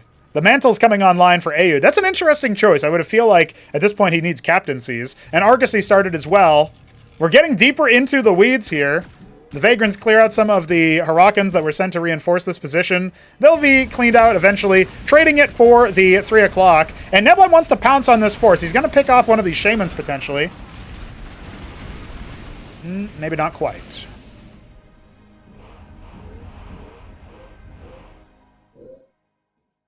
I still can't believe Aoud decided to stay in this game, and I honestly can't believe Neblime decided to expand, what was it, once, twice, 3 times?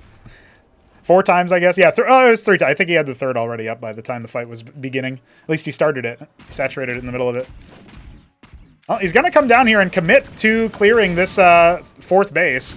But this is going to allow Aoud to potentially come in for an army fight. And finally, Aoud will have the positional advantage, something that Neblime has 100% been relying on. He's just going to fall back and force the lift. He's not going to be able to kill the Ministry, but he'll get it down to about half HP. He wants to secure these units and keep them alive if he can.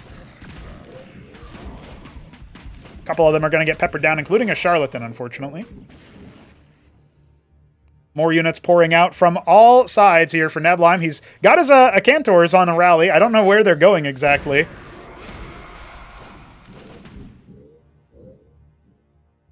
All right, so he disrupted the attempt at setting up a 4th base from his opponent. The first captaincy has arrived. Cataphracts coming online. Nothing over here. This is a small force that actually Neblime would be able to kill, but he has no confidence that it's the only force here. So that's going to get cleared out. One Vagrant moving forward just to see how many units there were. More than likely it was Brood Warpathing. The Pariah, taking the sacrificial hit. A couple Zealots going down as well. Now the Argosy is on the way for a Solarian. He's pivoting into his secret sauce. And a Monument of Sin on the way for Neblime. Rotaries on the way, though. Sundogs are going to be operational here shortly for Aoud. Where's he even put those? Oh, okay. He's put one up here. And I thought I saw two. Is there another one somewhere that I can't see? I can't see it. I guess there's only one. This ball of Blackjack Huracan is definitely going to be cost efficient on the ramp. Single Eidolon with him as well. And Neblime does not want to test that. Now, he's making 2 Solarians at a time. He's adding 2 more Nexuses. Expanding to the bottom left main. Expanding to the top left natural. Sending a Splinter Force to, once again, stop this base from going down. And that forces the bulk of Aoud's army all the way back. This is good fundamentals from Neblime, as he's once again going to apply some pressure to the Ministry, clearing a Mason. And then he's going to see if he can fall back. This force is going to get caught off guard, though. Well, he clears an Eidolon. That's pretty much all he's going to get from this army, though, I think. And worst comes to worst, that Apostle could end up reclaiming the Pariah. Doesn't end up happening, though. Just gets a couple of Zealots. Still technically a possibility. Bit unlikely. Oh, maybe not. Ooh. Yeah, there you go. The reclaimed Pariah on the field. I'd say that's the last thing Neblime wants to see, but Neblime didn't see it, I don't think. I think he panned away to just micro his macro, so to speak. Setting up yet another base. Top left third on the way before his own regional third is on. Starting to cap his gas. Needs that extra Vespene. The Monument of Sin. With a Crucible? Say less. Guildhall on the way for those all-important autocrats. And we've actually been seeing Salamanders come out. He just wants more of the armor rend, I guess. You know, versus Solarians, it's not actually that bad because their anti-air attack also rends armor. So they can be pretty useful for that. Now, this base is going to have to get canceled. He doesn't even leave it up. Now he knows where the military is. Maybe he'll just take a stab at pushing forth. But I think once the cancel starts, like, does Aoud decide to just fall back from here? He might. And if Neblime scouts that, then maybe he just decides, okay, whatever. I'll flank and kill this position at least. Now, this might set up Aoud for a frontal assault. Remember, the Solarians have been slowly massing up. We've got 4 of them.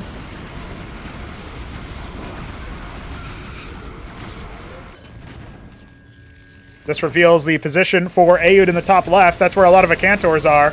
He's got the high ground now, but I don't know if Neblime wants to take this fight. He's not pulling the trigger with the Solarians. Oh, baby. The Cataphracts are going to get descended upon. A consolation prize for Neblime as he's about to lose a significant chunk of his army. He reveals that Tier 2 is indeed on the field. The best these Apostles can do is take a couple of their men back, as well as a single Zealot and a Ministry getting established for a 5th base for Aoud. Relentless. He refuses to die. A lot of Zealots kind of partitioned off in the natural, but Neblime is now going to be facing quite a few individuals on his doorstep. Reclaimed Pariah going to be brought down very quickly. Solarians revealed. The Salamanders want to get out of dodge. What are they going to end up doing with it? They're just kind of positioned right here for now. Zealots actually just pinched off. They decide to go down to the 6 o'clock, see if they can hunt that down. The Acantors and the Solarians trying to hold the ramp push. I heard one Apostle go down. That's going to be a second one. Nexus has fallen, but we knew that was going to happen as soon as this military force went in. Solarians, 5 strong. Another one on the way. The Anthelion nearly complete. That will almost certainly be descended upon the army, which has been significantly thinned out right now. What more are we going to see? The Neblime's Zealots descend upon 6 o'clock. That forces an unload. Takes his eye off the ball. Aoud losing a lot of forces to the Acantors and the Vagrants. Standing guard, body blocking with their lives. A Salamander goes down. What's the key detail here? Where's that Anthelion? It needs to be delivered post-haste. The Zealots moving down into that extra base. There's an Autocrat double Anthelion arriving to disrupt the move. Pulling in even the deployed Shamans. This fight is over, and one of the Anthelions is taken out. Maybe another one soon? Oh, just barely survives. The Zealots sow a lot of chaos behind the field.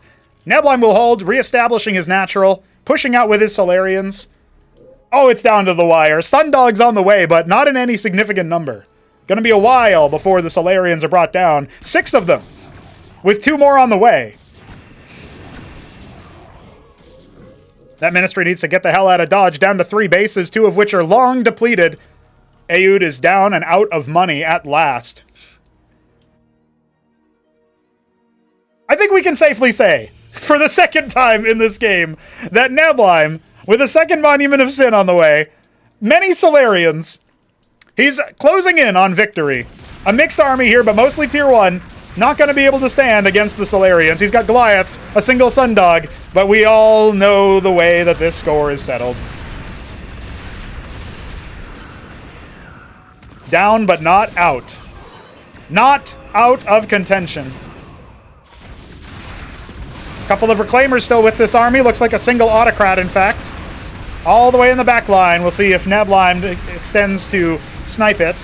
The Cantors are going to end up getting killed, and that's a little bit unfortunate there for his Protoss opponent, but at the same time, the Anthelians have arrived at 6 o'clock, and the Vagrants are going to descend upon the Sentinels. This is going to clear out the last rich mining base here for our Terran player. He will not win the game with this army. He will try to return home. The Anthelians clearing out all of the workers. And now, they're out.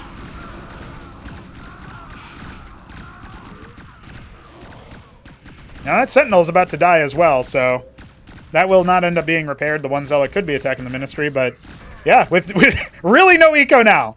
Like, desperately really no eco now. We've got 7 Solarians earmarked for that natural.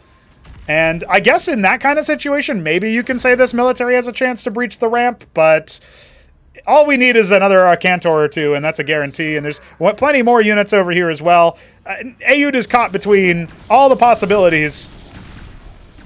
Too many targets, not enough money. He's even lost the treasury, it looks like. Oh, the Witness! The Witness to spy for the Anthelians. There they are. Gonna clean house there. Finally, we saw a Witness made in the set. Sure, the Nexus goes down. Not that it matters. Neblime has almost 200 workers. And the Solarians have arrived on your doorstep. Boys, this would end by elimination before Aoud even arrived to return home to clear this out. He's going to have to call GG. He's going to go down to 0 workers momentarily. Well, there's 1 down there. So no, he'll go down to just 2, it looks like. I wonder where the other one is. The only time I would ever advocate for a find worker button. A couple Mavericks get cleared out over there. The Solarians descending upon it. Aoud wanted to just make Neblime sweat, apparently. And Neblime, he's going to have to take that lesson to heart. This is an endurance test. And he might have passed the first hurdle. But as he tries to slow the advance of the military, Aoud, you have nothing left, my man. You have absolutely nothing left. You would need to win this fight against the military and the fight against all other militaries. And I think at this point, we can finally say, it's over. Aoud has fallen. Neblime on the board. And the series continues. The spirit of Jekulansky is with Neblime. He had everything there.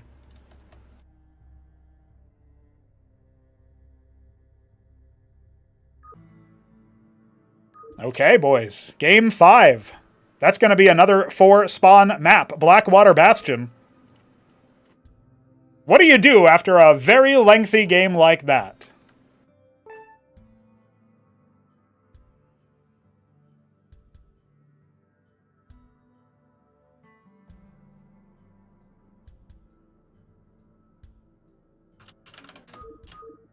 We're getting started for Game 5, Blackwater Bastion, where we are at. Neblime not out of the game just yet. And would you look at that? You can't look at that yet, but would you look at that? Boys, we got ourselves another vanilla color, and we got ourselves cross spawn. It's Aoud 64, the Pumpkin Terran in the bottom left. Neblime with the Spirit of Top Ramen in the top right, the purple Protoss. You know, it doesn't look as good as yellow, but Hey, if every time he gets a vanilla color, he wins, that's pretty good.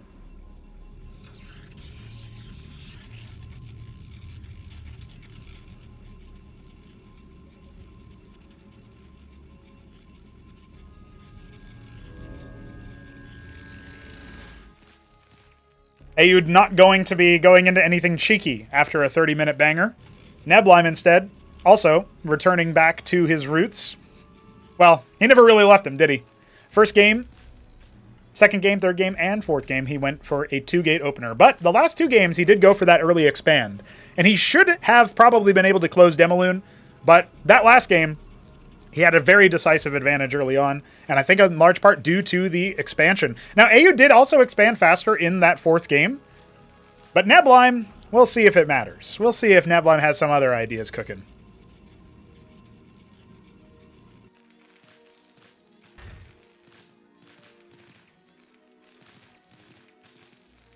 And hey, if Neblime needs to score a nice little victory for every 30 minutes that passes, he just needs to stall the series out until then, I'm here for it, man. We're going to get some more bangers. All right, second gateway is more than halfway complete. And that does mean that at this point, I don't think Neblime will be fast expanding. I do think that you probably get that second gateway a bit later if your intention is to expand behind it. But we'll see what Neblime has in store for us. First Vulture leaving the base. A second Fulcrum. Quick follow-up here from Aoud. That's a bit different. I think we can now see that for sure Aoud is planning on maybe hitting his timing a little bit faster. Unfortunate to not get that mine by Neblime's Scribe. But the Dracodon is out, and this Mason will not be stopped at seeing the lack of a natural, although he actually doesn't end up going for it, so theoretically it's a possibility. Distance on Blackwater Bastion, nominally slower, or shorter, I should say, than Paradise. So he gets there a bit faster. Stockade behind it. So I think this is just going to be straight up Blackjack Shaman. That's going to be the composition here for Aoud. He's not going to be doing anything too fancy. Delayed expansion here for Neblime. Well, I guess this is probably closer to normal, but delayed relative to the other 2 games. So he's got a different idea in mind for a follow-up, and he wants to just play with the Striders. But again, he did not clear any of the mines, and that's probably just a straight-up dead Dracodon. So that is unfortunate for Neblime. He's basically got to cancel any early aggro that he had planned, but he can at least continue to pressure with the Dracodons. There's not really much that you can do versus them. It's just, that's under normal circumstances. When you've got the very fast second Scrapyard, and you don't have the Talos, you don't have the Quarry, Aoud is going for a timing attack, so every unit does matter. And Neblime already looking a little bit worse for wear. He will be adding the Rogue Gallery. That's probably a promising sign, I would say, because you do get the Vagrants out early. You do get those units out of the Rogue Gallery out a little bit faster than some of the other tech options that Neblime had available to him.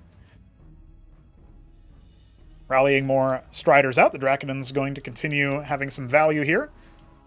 But already up to 8 Blackjacks. And the first Shaman going to come when they have about 10. So, again, this timing attack will hit very hard. It doesn't have the burst sustain. There is no star pad behind this. In fact, Aoud has been kind of not harvesting Vespene too intently, just 2 on the Geyser. He's going to bring a Mason with him. I wouldn't be surprised to see an Anchor be constructed at some point. And yeah, when Neblime sees this, I think he recognizes... Okay, Aoud's actually going to go for the expand behind this, but I think he should recognize that, like, that's more Blackjacks than you normally have at this time. And you are also fighting me for the mid control, so you're clearly going for some kind of move. A third gate on the way. Going to be a while before that ends up happening. Oh, unfortunate for Neblime losing another Dracodon there.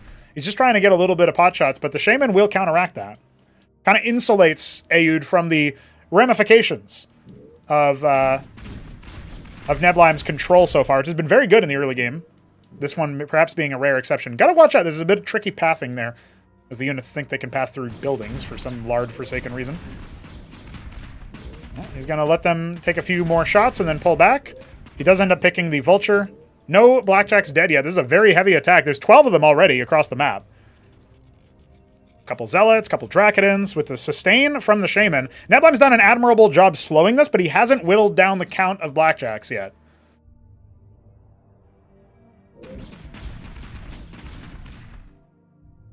Trying to do the counting of the shots, it looks like. He's keeping a good flank position option. I think at this point, Aoud should know what's going on, but I think he also has a very good number of Blackjacks. I think there's even some battle workers being prepared here. We've got a charlatan for the damage multiplication. That's not bad. He's going to lose a Draken in here almost certainly. No, okay, Neblime ends up narrowly avoiding that. But that's the ghost signal. He's going to use the cliff advantage. The Nexus will be the target here for Mr. Ayud64. He's allowing that to happen, though. Shield's already gone. That's a dead Nexus. He's just pulled back and decided, I'm going to play it from one base here. Remember, Ayud does have a Ministry behind this. He's adding a Star Pad, adding a Stockade for the Covenant. And Neblime will try to box in the military here to see if he can finish the job.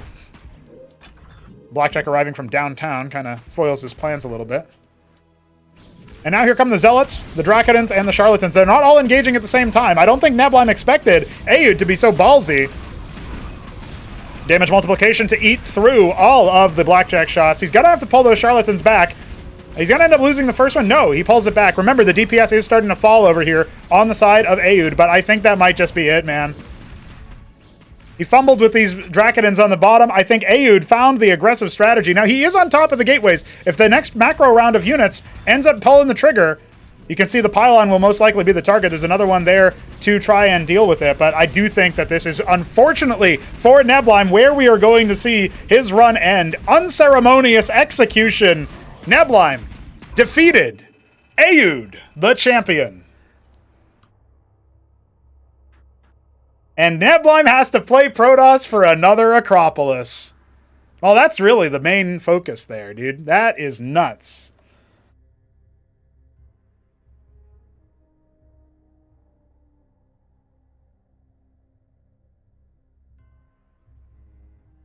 A moment of silence for our Protoss brethren. The grand final is over. Ayud64 is your Acropolis #2 Throne Room champion.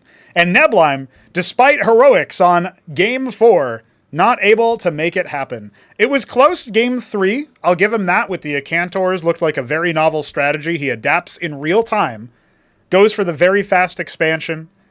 Does the same sort of thing in the next match on Paradise. But Ayud even showing resilience there, down by 70 workers.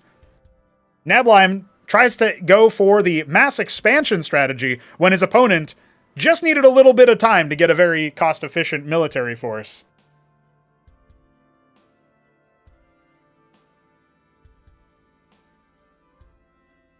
And with that, we can see Ayud had it figured out. Mr. Ayud, you are the Acropolis #2 Throne Room champion. You have won the tournament coming in from the lower bracket. It has not been done before. In the past, Neblime winning from none other than the Shambler in the previous tournament. It was a 4-0 for him. This one looked like you might have actually been able to take it. But just tell me how you're feeling, looking the whole way through. How are you feeling after your performance, sir? Man, I'm feeling so happy right now.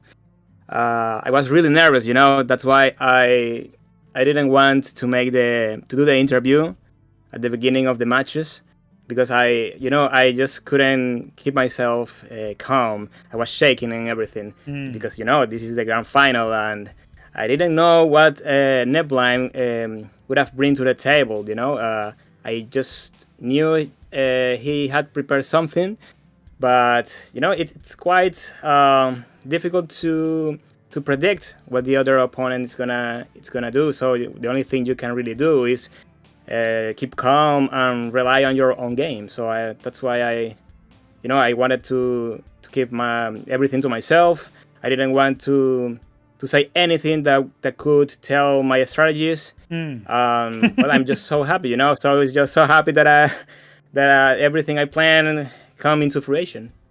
Well, it certainly did, and I have to say that looking at the way that this series went, I was quite surprised to see that.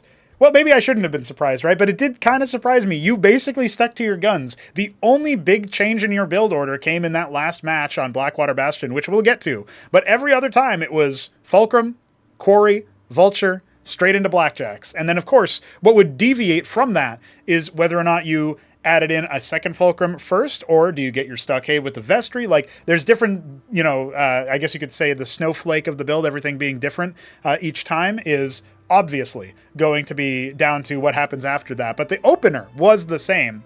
I did notice a little cheeky thing that you started to do on, I think starting on Near Impact actually. You were scouting with a Mason, but not your opponent's base. You scouted for proxies, and then used the Talos Scout as well. Were you actually expecting something maximally aggressive from Neblime?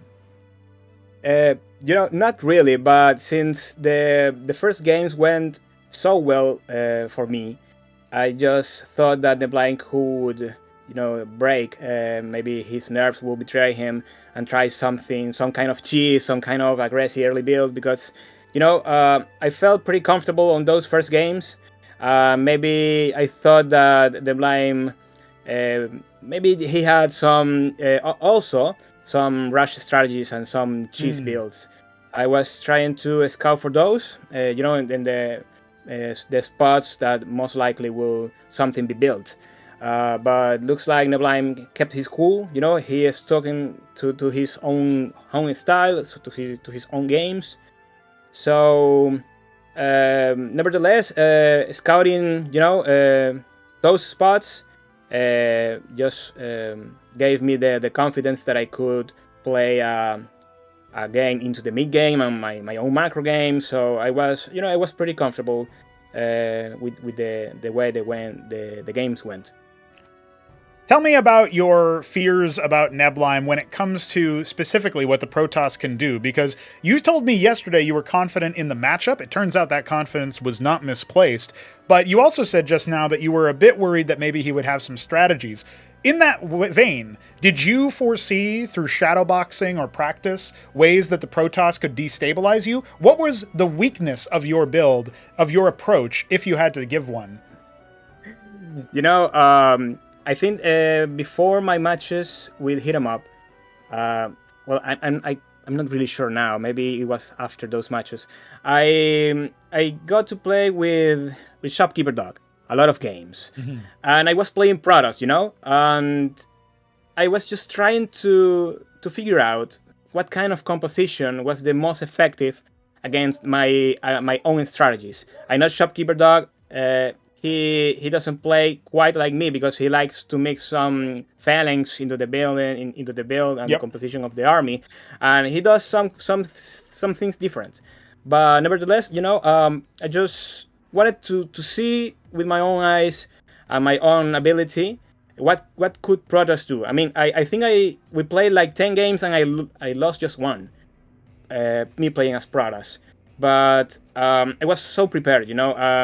I had specific builds for each situation. I knew if Neblime would amass a Centaurs, I needed a third. I don't quite remember the name. I just needed an extra Eidolon production because Covenant, usually I make those. I make 2 Covenants, but if the Protoss goes a Centaur, I need a third Covenant to snipe the shuttles and get that extra DPS needed to do so, because they are so fast. The shuttles, right? So if he goes into the how would you say this building? He did it in last game, but I just have the Rogue Gallery, maybe remembering the Rogue Gallery. Yes, I have difficulties to remembering those names. But yeah, if he has Rogue Gallery, the best thing you can do is mix some phalanx. Some phalanxes into the army, because of the splash damage will help greatly against those units. But I believe that the Protoss answer lies in the Rogue Gallery, or at least that's what I recollected from my games with Shopkeeper Dog. Looks like no Protoss have yet discovered the right build to confront the Blackjack Shaman Eilodon army. But I truly believe that the answer lies in the Rogue Gallery, maybe much more Rogue Galleries. The gateway units are just meat for your main DPS, so well, that's a little, maybe a little tip that the Protoss users can take from me as a help, to discover some kind of help against the army I had. Fair enough. Yeah, unfortunately, Neblime will be out of the country, so I don't know that he'll be able to do this, but I am seeing a big number of people both ahead of this match, but also in this live chat, talking about how, immediately as soon as the tournament is over and somebody's winning games or what have you, there's going to be speculation of what's the balance, is it because of, how much of it is because of the player's skill and how much of it is because of balance. It sounds like you personally think that maybe with a little bit of effort, maybe you playing Protoss could go up against a solid Terran and show how the Protoss could win the matchup. Is that more or less what you're saying? Like, you actually think you kind of know? And, with the balance theoretically changing, I wonder if we could organize like a funny show match between you and, I don't know, Top Ramen's Terran or Hit 'em Up's Terran or something like that. Since obviously I was going to say Neblime could play as Terran, but he hasn't done that in a while, and he's going to be out of the country anyway. So it wouldn't work out availability-wise. Just some idle chatter. And I suppose I could ask you that, because the reason why I pitched that question to you about what you were worried about is because there is that prevailing notion that in this matchup specifically, as it evolved, because before the tournament began, many people were citing that Terran pretty much had no chance against, like, Architects, for example, touted as a very powerful and perhaps overpowered tool. They saw no changes since the people saying that, and yet they fell out of favor, partially, I think, because of the bio play. They'd struggle versus that compared to something like the Acantor. You yourself mentioned having to make special accommodations in your build to deal with that. And so I was a little bit curious at your perspective, having obviously had to prep for this exact matchup, but also telling me that you were confident in it. Do you think it's harder for Protoss from a balancing perspective, or do you think it's because of the strategy layer, like you were just saying, like actually maybe it's more even than people speculate? What's your take on it? Just for you to give your own perspective on that. And don't feel obliged to say actually it's totally balanced just for my benefit. I want to know what you think. No, I'll be totally honest. I believe the matchup is pretty balanced. Early game is definitely in favor of Protoss. The Protoss needs to push and apply constant pressure against the Terran. I mean, you cannot let the Terran comfortably macro. Mm-hmm. The mid game, I would say it's balanced, but maybe a little bit of favor of the Terran. So the Protoss always needs to get away with an extra expansion, mm-hmm. or something like that, because on equal grounds, the Terran wins. The Blackjacks are just too good, man. Mm-hmm. I mean, 75 minerals, they have 2 armor penetration, yes. And they build so fast. I think that's the main reason they're mm-hmm. so good.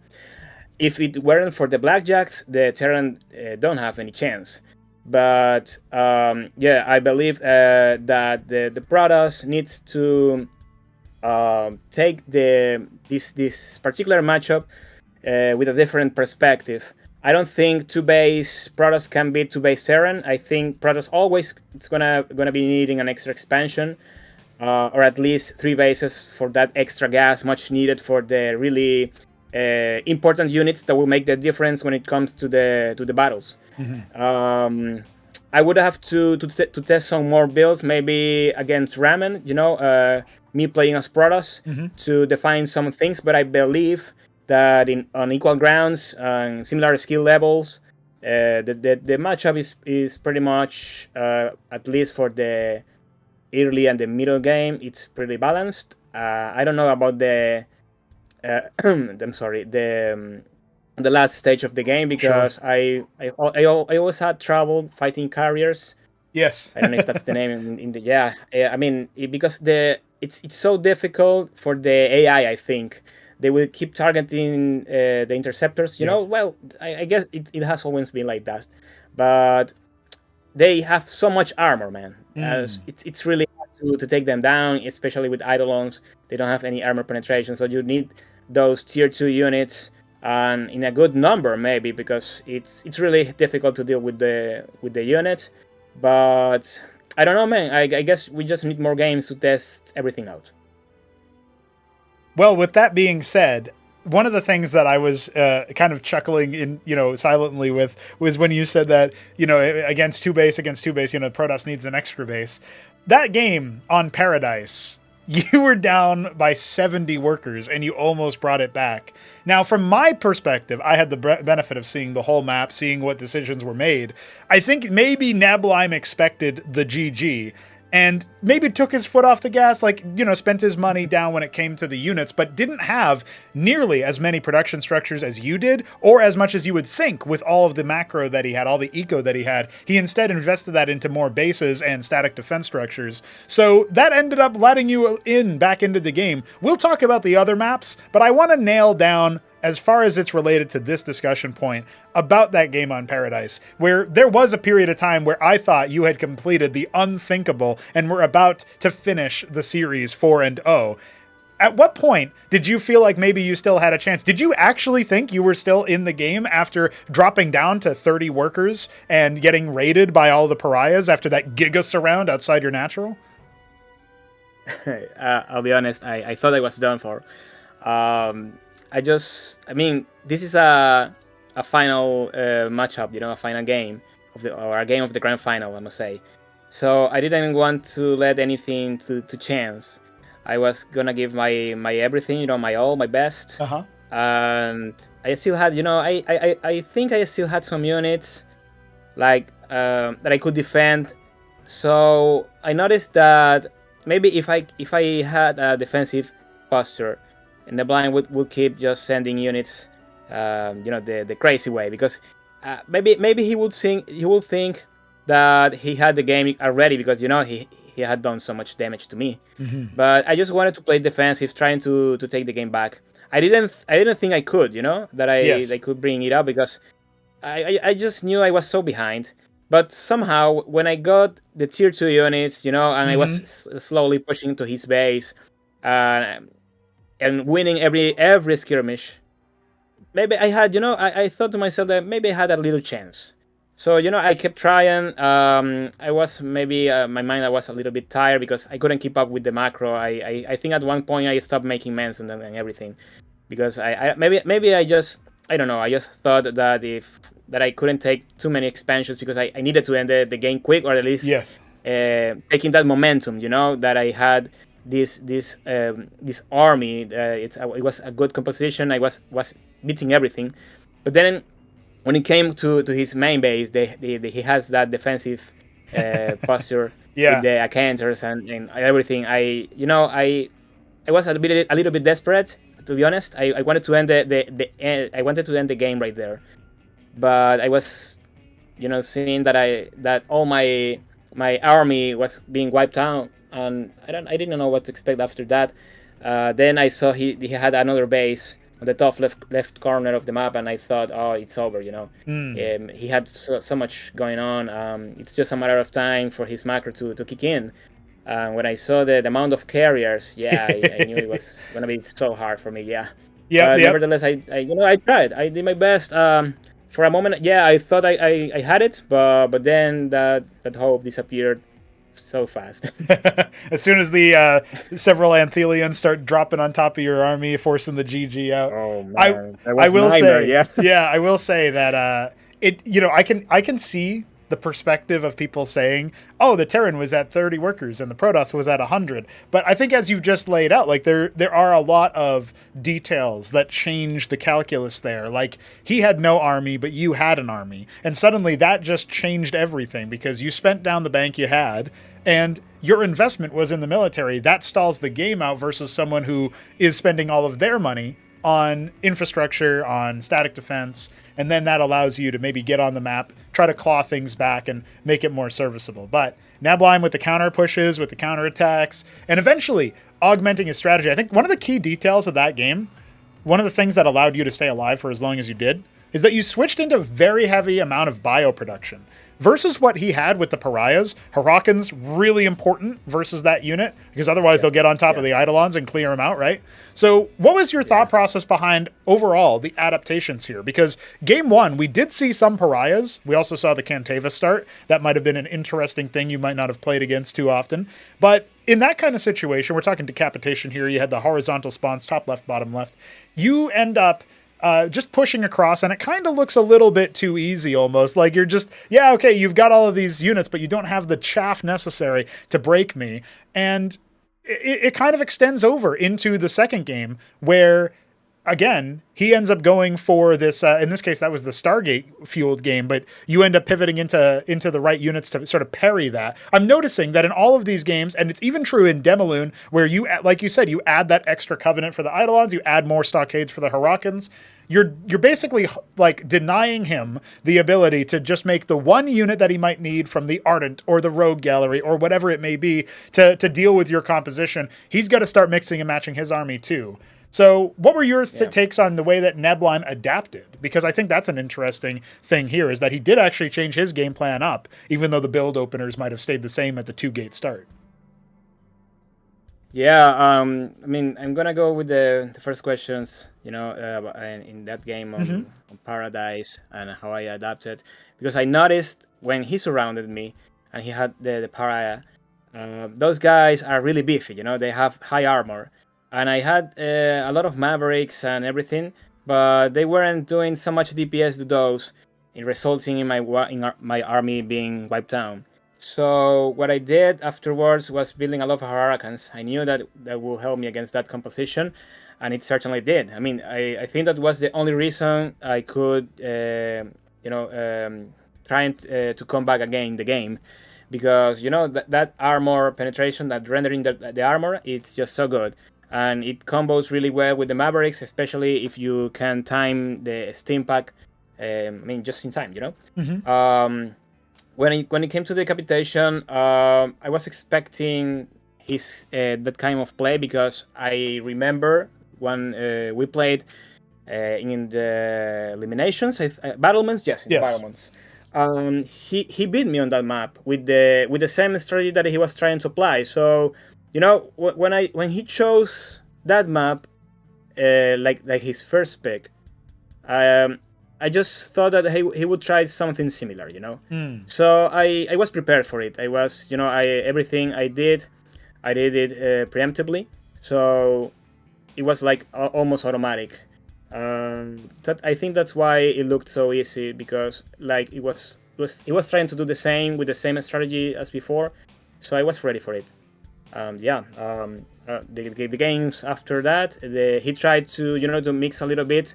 He did the air build and the pariah, and but I was ready for that, because those games I played with Shopkeeper Dog when I was Protoss, they allowed me to increase my knowledge on how Protoss units work and how they might work against specific compositions. So I think in that regard I was more prepared than Neblime, and that gave me the victory on this tournament.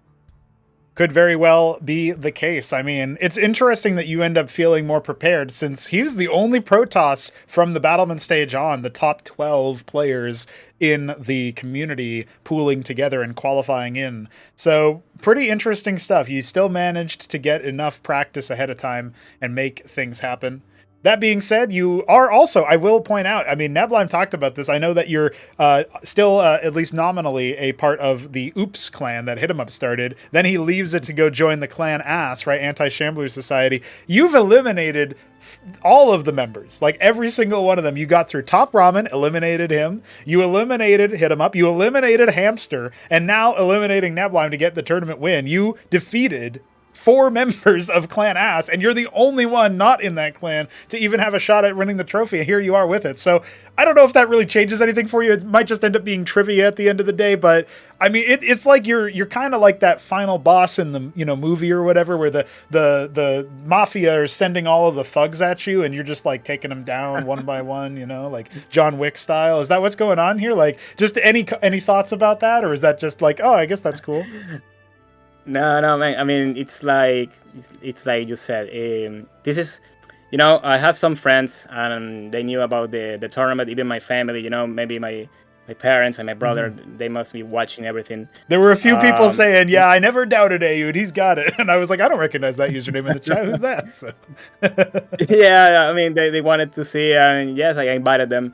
But anyways, it's funny because when I did this my match against Top Ramen, I told him that whoever wins this will be the best Terran, and then he will be off to win the whole tournament.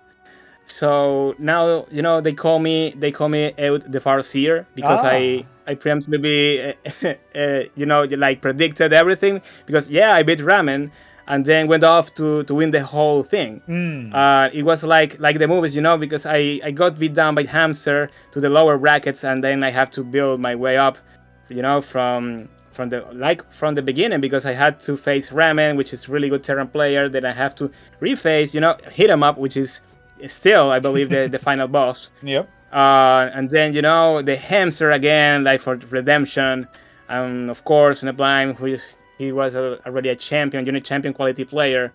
So yeah, I feel very very proud of myself and my ability, to keep calm under the pressure and to show some amazing games for the community. Well, there was definitely some bangers in here, and I think back to that decapitation match against Hit 'em Up, and I'll think back to that Paradise match that you almost able to clutch from the jaws of defeat against Neblime just here and now.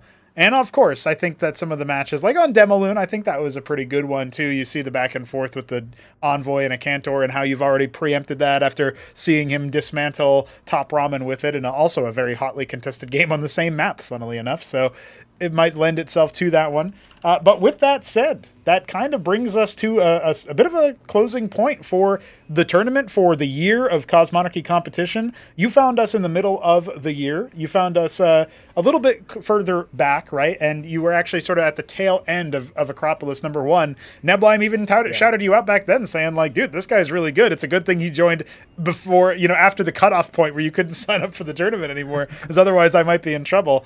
Well, you had to go on your little mountain, mountain. We call it the mountain retreat here. We pretend that you were like in the dojo of your mind, stealing yourself, or obviously you were working the whole time. But we can pretend that it was actually just in preparation for this. You come back, you aren't able to make it back for Tyrant's Tale. Hit 'em Up ends up winning that, but you come back, you grind yourself back into form, and here you are, the winner, the champion. Much deserved, and definitely a whole lot going on there. Very cool to have you in as you sort of somewhat immortalized. And with that, I should mention, you do have a couple of benefits for being the champion. Up first is, of course, you get that nifty little Discord role, and you'll be able to select an emoji. Tell us an emoji you want to make out of your victory. That'll be a part of the community for the foreseeable future, probably forever. The other benefit is, if you're so interested, we will be able to give you a unique advisor dedicated to your victory. So that's like the custom lines that play when you are under attack, or you have no money, and it says like, hey, you need more minerals or whatever. So if, whatever your ideas are for that, if you have any and you wanted something like that, you could do the voice recording for it, or you could just say I want it like this, and you kind of commission it. So there's a couple of perks that you end up getting, plus of course the lion's share of the prize money. I'm gonna need your PayPal for that one. It's gonna be a hefty lump sum. So how are you feeling about the winnings, the victor, and all that stuff? Your wrap up and closing remarks when it comes to being the champion of the tournament. Yeah, man, it feels amazing. I mean, the perks are really cool. I didn't know about them all. I just knew that I would get some money out of the tournament. So the extra perks, really are really cool to have. And yeah, I don't know, man. I don't know what to say. I'm just so happy the tournament went the way it went. To be honest, I didn't expect it to win it all because there were so many good players in this tournament, but I don't know. I guess I just enjoy playing Cosmonarchy so much. Whenever I had some little free time, I would try to practice even by myself. Maybe preparing for some strategies. I don't know. Maybe I just like the game too much. I hope to continue being part of the community and help in any way I can. I will be glad. I will happy to do so. So yeah, man. Thank you for everything. I cannot thanks enough the community for all the supports, for being awesome in general. See, there we have it. All right, my man, Aeud64, the champion of Acropolis #2 Throneroom stage, and of course the tournament proper. That's it for Cosmonarchy's premier event. My man, congrats, and we will be seeing more from you as time goes on. I'm sure you'll still be with us for the next big event that we hold, and I'm sure you'll also be very excited to see whatever happens with balance updates and changes and other cool stuff. And, a little something called the fourth race. We'll get to that later as well. All right, Ayud. GG's, my friend. Thank you for joining me. Thank you. That concludes the interview. That concludes, really, the entire tournament. I don't know if Neblime wants to jump in for a final little interview there. He did end up leaving the waiting room or the player one or whatever. So if he's interested, he is free to pop on in. I think he even has permissions to get in here anyway. But regardless, that is it. Oh, look at that. He will speak to us. He will grace us with the opportunity to say goodbye. Neblime, my man. Hey. You've had a moment. You were able to defeat him in that game on Paradise, but as we're on our way out here beforehand, it wouldn't feel right if I didn't talk to you and say, how are you feeling? And commiserations on the second place there. What's going on? What's going through your head, my man? Well, I was looking forward to the opportunity to just come in as like the loser, just chill and talk for a bit because, no pressure anymore, I guess. No, I've got to play Protoss for another 6 months.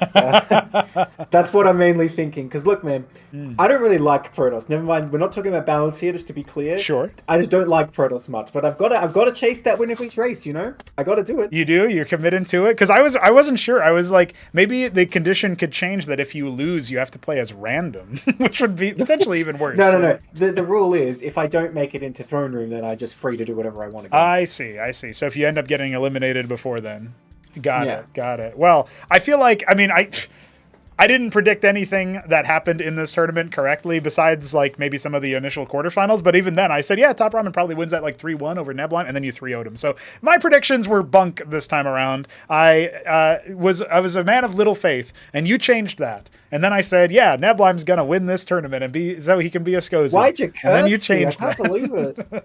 So, you know what? You feeling what Top Ramen felt, I guess. But, all that said, there was that big discussion after the tournament, after the match. I even brought Ayud in on it to get his thoughts because I feel like it's fair if the prevailing community notion is, at least in part, that while Ayud played well, Balance played a significant chunk in the outcome of that match, and he seems to believe otherwise. Though, of course, you could easily just say, well, you just won as Terran. So if you say Terradimba, that takes away from the grandiosity of your win. I did want to ask you the same kind of question. I think it's fair to enter into that discussion. And now that, again, like you said, there's no pressure, there's some things that many people can talk about without maybe feeling like they're devaluing their own play, right? By saying like, oh, if I say that this is OP, then I make it so that I can't just play better. There's no more games to play. So give it to me straight, boss. What are you thinking about this matchup? Well, I wish you wouldn't ask because I've already told you and Veek, remember, my opinions on that sort of thing. But I understand that, like, I'm looking at the chat. I can see that literally everybody is talking about it. And you can see in Ask chat as well, like, people non-stop. But I just want to remind everyone that I won as Zerg, and everyone was like, oh my god, nerf the Hydras. I run as Terran. I don't know if everybody, but you nerf the Hurricanes. So this is a pattern that keeps happening. Whoever wins, their race gets nerfed. And I don't think that's really healthy. I think people just need to take a step back and think about it a different way. And look, again, I can only give you the same answer I always give you. I'm not really qualified to decide what's balanced or not. So I can't really give you much there. I will say that I think people need to just take some time to digest. And like I said, I don't think it's a good thing that every single finals, people are like, oh my god, the race that won is OP. Fair enough. Yep. Maybe it's just because we have more of an active chatter base here this time around, right? But it does feel like maybe it's more intense this time. Like people are like, oh my god, I can't believe how powerful, by the way, like the last Acropolis Grand Finals was more one-sided than this. It was a 4-0, so in this case, Neblime plays two very playable games. I like to call it a 7-0, but fair enough. Yeah, you did 3-0 in the upper final. Same deal. See, if Hamster came back for another round, we would have been all sweet, that would have been good. I am quite disappointed that EOD made it through because I knew out of the three he was going to be the hardest for me. I did know that. So I'm upset that he narrowly got past both his opponents, Did you mute yourself, perhaps, Brunogo? I sure did. I drank some water down the wrong tube. Nerf water. No worries, no worries.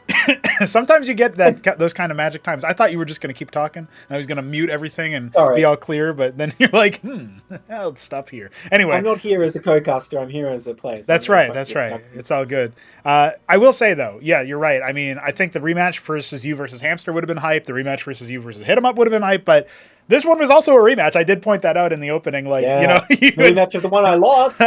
So yes. That's why I lost, obviously. Yes, yeah. You couldn't change fate. That being said, yeah, I am looking. I didn't even read the Ask Chat, so I'm not privy to that fully. Although I did just see that there's a lot of messages there to read later.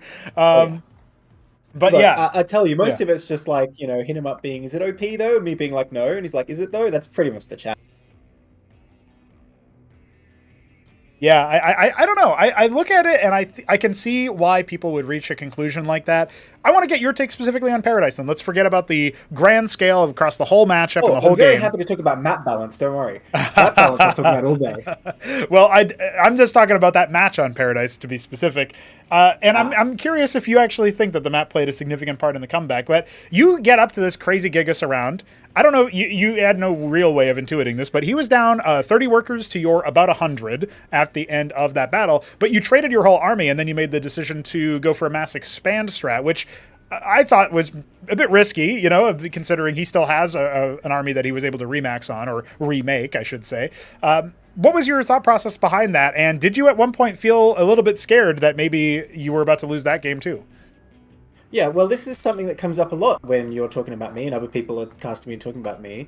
But honestly, I think you're all just wrong and you don't understand that if you just double down and keep making army, Terran will just sit in their 2 bases and they can make 100 blackjacks, plus the Eidolon count will just keep climbing. And it does not matter how much you have of your basic stuff, you will lose. There is no way to beat the Terran army once it reaches like a certain amount of Blackjack Eidolon if you haven't like teched up and stuff. And you're not going to be getting these Argosies and eventually the Monuments on like 3 bases. It's just not happening. So I think I had no choice. Okay. I was surprised that when his army came back out that I sort of lost, because you saw he came back out and I attacked in. It was a very bad engagement for me. I really thought I was going to crush that. And again, I was sort of amazed how many Blackjacks and Hurricanes he had. I did think he was pretty down on workers because I killed a bunch, I thought. So I was like shocked when he came out with like 100 units. I'm like, how did he afford that? And yeah, I got pushed back and I was like, oh god, I did think I was going to lose 100%. When he came out after that and I lost that fight, I really did think the game was over for sure. And then later he was sort of near my natural. I mean, I had my plans, as you saw with my Cantos on the ramp. And you can definitely see that this is like learned from the game versus Shambler. That one famous game. And specifically, I was thinking about that match. And I was thinking, man, if only I got a Cantors in the top right, I could have held that ramp easily. And so I put that into practice here. I think ED saw them with those like couple blackjacks and he just didn't even try the big attack, I think is what happened. So I think they served their purpose. And in general, I sort of knew that in the end, I could win as long as I get enough Anhelians. So my goal was really just to stall until that. And he sort of made it easier for me because he moved his army around a bit too much, so I destroyed his economy. So the Anhelians in the end were kind of just like the final epic blow, I guess. Sure, yeah. I mean, it was pretty cinematic. It was pretty cinematic. Say he plays way more conservatively. Say he's just sitting back and like make sure his 4 bases are secure. Takes his cue from Shambler and fortifies them properly. If I'm not going for Anhelians, what am I doing there? Because the Solarians are very good, but he did have the Cataphracts, and they can deal with them. The Cataphracts are a good option, so they're not really the be-all, end-all. I need to be getting the ultimate tech. The Anhelians really, I do think, are the #1 best unit in the game, because as long as you have enough of them, there's no unit you can't beat, basically. Interesting. So, from your perspective then, just so I understand it fully, and feel free to correct me if I'm mistaken in this internalization, this metabolization of what you've said, I'm hearing that you, from your perspective, you think that the mistakes, if you can call them that were made, were in maybe like the army engagements that you misjudged thinking you would crush and then it didn't happen. And then other than that, everything was kind of to plan, like the idea that you are going to stall the game out and it is going to go a bit longer and you're just going to go for the tech. Because, I mean, a lot of people might have just been like, oh, I win now, and then a move. Right, but here's the thing, right? When the fight happened, I knew I crushed it and I went in for the attack, as you saw. Yes. But you run into the Terran base there, you lose your army very quickly because Eidolons are just hiding in random spots and all units attack buildings. So I went in as much as I could, and I did lose pretty much everything but 4 Drax, but I think it was worth it because I killed a bunch of workers. Yep. I don't think there's any scope for me to attack in again after that. I mean, obviously I don't have the vision. Maybe I was wrong and there was like 2 units and I was waiting with 50, but I feel like if I attacked the natural, I would have just lost. Because he still had Eidolons running around, I think. I mean, you tell me. Do you think I could have attacked the natural after I was running around killing his workers? I think there was a brief period of time where if you had been sending reinforcements the whole time and or like, just had the rally collected and then A moved again, it probably would have been the finishing blow. But to your credit, I mean, there was a period of time where there was like, I want to say it was like after a minute or a minute and a half, there was like an army that was like 30 strong at his choke again. And that would have been very difficult to break. And if I do that, if I go down that path, it's either I win then or I definitely have lost the game. Yes. Like, there's no coming back if I don't kill him like that. So, you know what? Even if I could have won, I still stand by the decision with the information I had. I got to tell you, this always comes up when people watch my play, but I think they're just lacking understanding of how easily you can lose if you commit to these things, whereas the other path, you have an almost guaranteed victory, really. I mean, like I said, I was surprised that his later army was actually that strong. In my mind, like, if he came out of his base again, I'd crush him, so I guess I was wrong about that. He had a bit of a bank built up after all the chaos because he didn't actually have mining at the third, and it was all the mining in the natural, all the mining in the main. He had already banked a bit of Vespene, I think, because he was intending to spend it down on Eidolons. But at the end of the day, he also pivoted massively into bio, and you saw how difficult it was for your pariahs to deal with the Hurakan Eidolon combo, right? So. Yeah. It's tricky because you do have options as Protoss, right? Like, the Acantors are very good against the Hurakans, obviously, and the Pariahs not so much. But I think the Pariahs are still okay. And they're not too gas heavy, so it wasn't so bad. Really, I think whatever he had, the fact he just came up with so many units, I was just surprised. And, because I had gone for a double expand, I didn't have as many to contest them, but I think it worked out okay in the end. Yeah, you did get the dub. It does feel like on Demaloon, you were also setting yourself up for a nice victory with the early Akantor push. And also, I think a key adaptation you made that I really respect is, and I rate highly, is the fact that you went straight for like 2-gate, but almost immediately a Nexus. Like, you didn't even waste any time. It was 220, I think you put it down. So that's very early on, and his expansion came much later. He did adapt on Paradise by expanding faster, like maybe by 30 seconds than he normally does. I think he recognized that you had taken a significant economic edge in the early game of Demaloon. And you did go up to, I think, like a 7:30 third base, which isn't super early, but still a bit earlier than normal. So talk to me about your decision to do that, because at this point you've lost Decapitation and Near Impact. The first one with Grand Library and a Prostration stage, the second one with Stargate. The choice to go into the Ardent Authority on a map like Demaloon, which you obviously favor in that way, and then go for the Akantor drops and stuff like that, just to pressure and just to play defensively. I know you discussed that already, talking about like how you can use the Akantor defensively to deal with the army and prevent it from getting too far forward. So you had that in time, which was good, but you also had this economic advantage where you were up by like 20 workers at one point pretty early on. So tell me about that game and maybe how you feel like it unraveled over time. Yeah, so what you're talking about in the early game is very accurate. So if I scout the quarry, I just go, okay, I'm going to expand pretty fast because he can't possibly get as much military. The trouble is, ED very smartly just doesn't come down the ramp and hold until he's like has a lot of stuff, which really makes it a lot harder for me. I mean, Ramen, I was practicing versus him, but also in our match, you saw like, it's a lot harder for Terran if they have to come down and contest the Dracula. The Draculas are very good until you have a certain amount of units. And you just need an anchor, and even the anchor can be a bit dodgy. And that's kind of what stymied me in game one, but I guess we'll talk about that later. Sure. But yeah, I did think, okay, there's a core, I'm just going to expand, and I always wanted to go Akantor there. I just had a strat for each map, basically. It's not really dependent what he was doing. And actually, I got to mention, this is why I got crushed on Blackwater, because I couldn't scout his main. I scouted last, and what am I going to do? I have to try and get the advantage, right? I have to guess, is he going all in or expanding, right? And since I didn't scout, I honestly have no recourse, unless I go back to opening lattice, which I don't think is very good, to be honest. I just have to take a chance. And I was thinking in the back of my mind, like, maybe I should just get some Grand Libraries and, like, not even expand, and even if he expands, just wait for his push and kill him with a lot of Atrius or something. But I didn't do it, so I can't really claim that I had any smarts there. But that's the dilemma I'm faced with, right? Right. Where I have to choose between getting the faster expand or just pumping the Drax, right? And as you saw, I absolutely crushed because I didn't. But yeah, it worked out pretty well in Demaloon. It went fairly well early on, but EUD is very good at moving his army around to find the way you're not guarding, right? We played a lot of games on Shakura's Temple, or sorry, should I say Decapitation, where I had 5 Acantors in the envoys, and I would just put them on top of the ramps and try and block him. But he would always find a way to get up the one I'm not at the time, because you can't guard them all. And it plays out the same on Demaloon. Like, he always gets my army out of position. And I think the game was fairly even until my army got sort of trapped in the bottom left side, and I wasn't able to defend that left base. And I think from there he was just very ahead. Because it's very hard to make the Cantos do anything. I was shocked when I flew to the third at 12 and there was like nothing there yet. I feel like Yes. if the Masons had been a bit faster, if he just played a bit better, I would have dropped just like I did to Ram and killed a bunch, and then I can try and win the army fight. And if I win the army fight, I'm in a decisive position. But yeah, he's very very slow and steady, and this is another thing that really gives ED the advantage, is because he knows he doesn't have to expand very fast, unlike other Terran players. So he doesn't try and push too fast, doesn't try and expand too fast, and so it's very hard to do any damage. Interesting stuff. Yeah, I will say, looking at the way that this all went, I'm seeing a situation arise where on Demaloon, when he goes for that committal at 9 o'clock, right? It was technically your fourth base, but like he might have, from his perspective, I don't think he knew 12 o'clock was taken. So from his mind, he might be attacking your third there. He attacks in, and that almost looks like exactly what you would want, but it felt like maybe he didn't have enough splash damage or something like that to capitalize on the fact that his army might have been a bit out of sync or stretched thin in a few places. Was that just like bad timing on his attack from your perspective? Oh, good timing for him, but that kind of situation, was that a situation where it was just down to the timing? I mean, it's tough. You always have to get good surface area, and even if you're on high ground, if it's narrow, it's still actually beneficial for the Terran. I think that's the mistake I was really making there.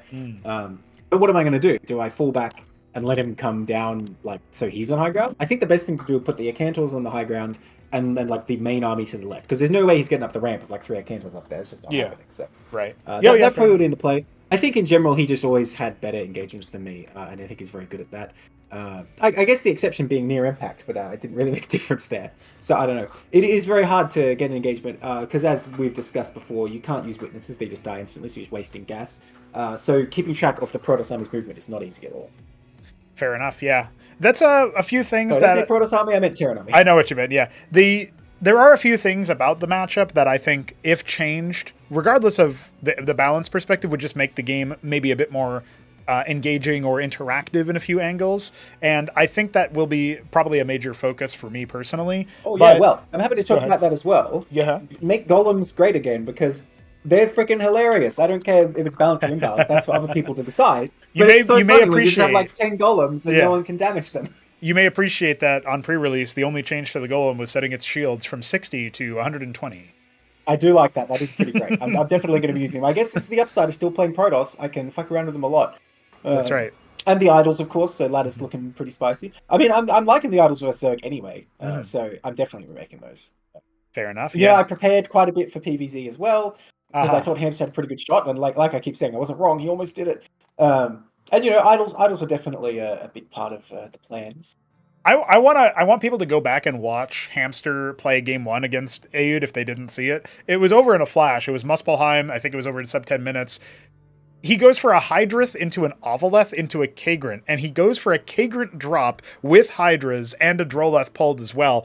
If he was a bit more patient and precise with his micro, I think honestly that would have been such a cool play. It doesn't end up looking very good. Like, maybe just me telling it is enough for people to see what they need to see from that. But like, imagine that actually works, where you're basically like expanding your circuit with the Droleth that you're pulling in with the Hydras to set up a really nice entrenched position. I think with better decision making and maybe just a bit more patience, I do think that works out, because the Ovaleth also sees the mines, right? So if they're opening mech, then those are useless. So I feel like really Hamster had such a cool set of strategies planned, and I really do feel for the guy, because he ends up losing out on a very close series. That last game, I felt like it was going to be his as well, by the way. Like, he was ahead at one point in that match and had some really nice play, really nice micro in a few cases as well. But at the end of the day, I feel like it's fine to give him a little bit of flowers. He is third place here. He's going to have a nice little bit of cash to splash from that alone. And so, looking at that, I mean, I don't know. There's some hope left for all the races. We got Random at fourth place, Zerg at third, Protoss at second, and Terran at first. I feel like before the Throneroom stage started, maybe even before Battlements, after everybody talking about how powerful Zerg is, to see Zerg only be third, this might be a bit of a shock to some people. Well, I mean, it just goes to show, like I was saying, you shouldn't run around like headless chickens about balance all the time. You should probably just focus on your own play. I'm saying that out to everyone, Yeah, fair enough. With that being said, do you have any closing thoughts for us? You're still with the Protoss. Obviously, there's a couple of cool things planned for them. Maybe you'll learn to appreciate playing as them a bit more since you're going to be stuck with them for the next Acropolis? Like, what are the, maybe that's a cool question, and totally unrelated to balance, like you mentioned. What about them is less exciting to you than playing as the other races? And what would be, if changed, just hypothetically, not necessarily committing to it, what if changed would make it maybe a bit more exciting to play as them?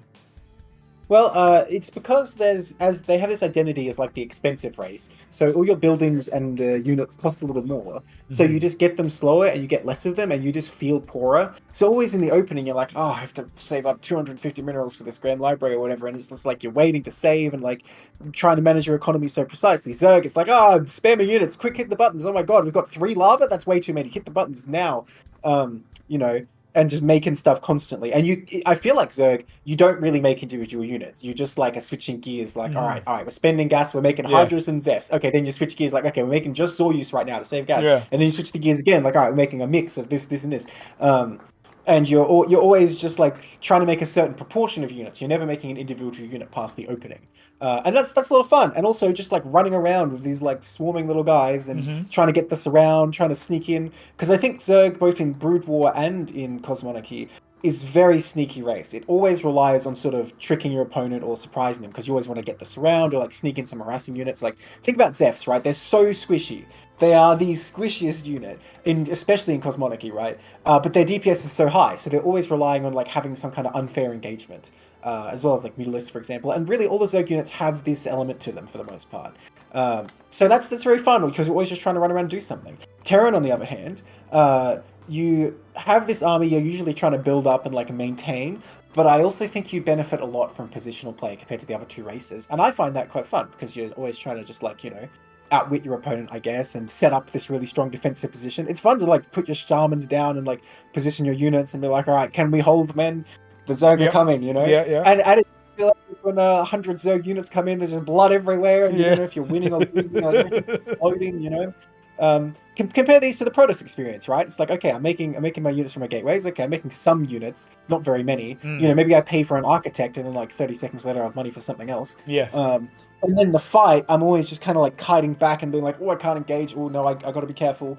I've got to drop and pick up my Cantors. It's constantly moving back and stuff like that. Yep. And just Zerg, 90% of the time, you're sitting in your base like, okay, I better not move out because I get surrounded and killed. And you have to just make a judgment call, right? And if you do succeed, you kind of just A-move and stomp with Ecclesias. You don't really do much, So, I don't know. I think that sums it up why I don't find Protoss is fun. Well, that's an interesting thing to ask some of the Protosses out there. I feel like much of the fun must come from when that power fantasy of your units just being better kicks in, and you're just like when you crushed that fight on Paradise, right? Like that must have felt good. Like you just gig us around and the pariahs coming in from all the angles, right? Yeah. And even when you were winning fights with the Cantor unloads, like sure, it's a taxing thing for your APM, but it must have felt good to see the results too. So there's definitely things that are fun about Protoss. Like that fight was kind of silly because like the game was 100% over, but I'm still just like surrounded from all sides, and the Anhelions come in and just nuke it, and that feels good. Yeah. And running a bunch of zealots in and tearing shit up is fun. And like I said, that you do A-move sometimes, but I think it's fun with Ecclesias a lot of the time when you're trying to juggle your zealots back and forth, and you literally just like send one in, then run it back, and then the next one you're just doing it in sequence because you need the shields to keep regenerating. It's kind of like playing Special Forces if you've played that map, and that is fun. Also, when you have Gladius and suddenly the balls start bouncing and everything just dies in like at the same time, that feels pretty good. There are fun things, but there are just also unfun things. Fair enough. Well, with all that said, I am looking forward to seeing where things evolve. And honestly, after talking with Ayud, after talking with you, I do very much appreciate the perspectives about like the contention about balance that everybody's having and stuff. And I appreciate you sharing your thoughts on it, even though you do prefer to steer clear of such discussions and just play, right? When people are typing and people are raging, you're just like, you playing anymore though? Get in the lobby though. That's a mentality that I fuck with, and I do appreciate that. Neblime, thank you so much for taking the time to talk with us. And while you didn't win here today, I still think that in many people's minds and hearts, you are the champion. You managed to make it here as Protoss, a race that you yourself say you don't necessarily favor when it comes to playstyle, when it comes to perhaps from everybody else saying that it's really weak. You made it all the way to the grand final, and you had a real shot at the championship. So I think that is also a little statement here for everybody. everybody to mull over. But hey, that doesn't mean that we're not changing stuff because, the only constant is change or some such philosophical nonsense. And we will again, be seeing some cool stuff. Put balance aside, I know you're going to do XYZ wacky changes anyway. So I look forward to what comes next. And hey, I don't really like this map pool. So I'm looking forward to not playing on most of these anymore.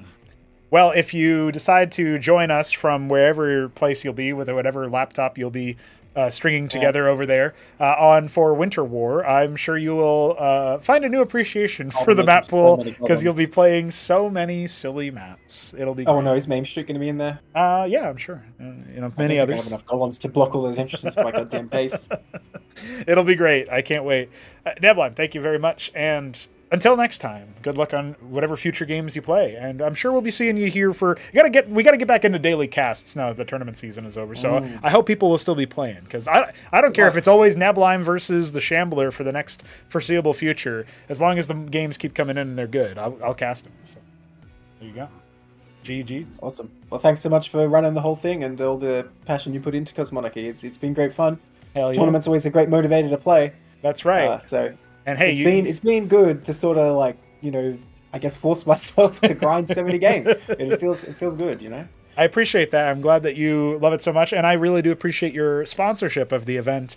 Of course, your check will be. It's all run through my fingers. I'm not going to get it back. No. We'll see what happens later on, man. Thank you for your support and for all the games you have played. GG's, my friend. All right, GG. See you later. Homies, it's over. The Acropolis number 2 is over. The Throne Room stage has concluded. We have a new king. The new crown. Well, same crown, old new king. I don't know how you would say that. That's it. I love the pathos. I love getting overloaded on all of the exciting themes that we have here. I do think that naming the stages was really cool. That was an idea by Veek, and I had to come through with what would we call it? We already call it the gauntlet for the qualifier. What are we going to call the groups and the rest of it? Throne Room came real easy because you're thinking, oh, you're going to be the crown to the champion. Well, the crown equals king, etc. That means Throne Room. So Ayud is going to be the new king in town. We'll see if anyone can dethrone him when it comes to the next tournament. And I certainly hope to see some Muskozy gamers back then. But hey, don't forget about the other races, guys. The other races are cool too. Let's see what happens in the future. Thanks for joining us. And for one final time, without letting the stream continue on for 6 hours, I will be closing it out. GG's.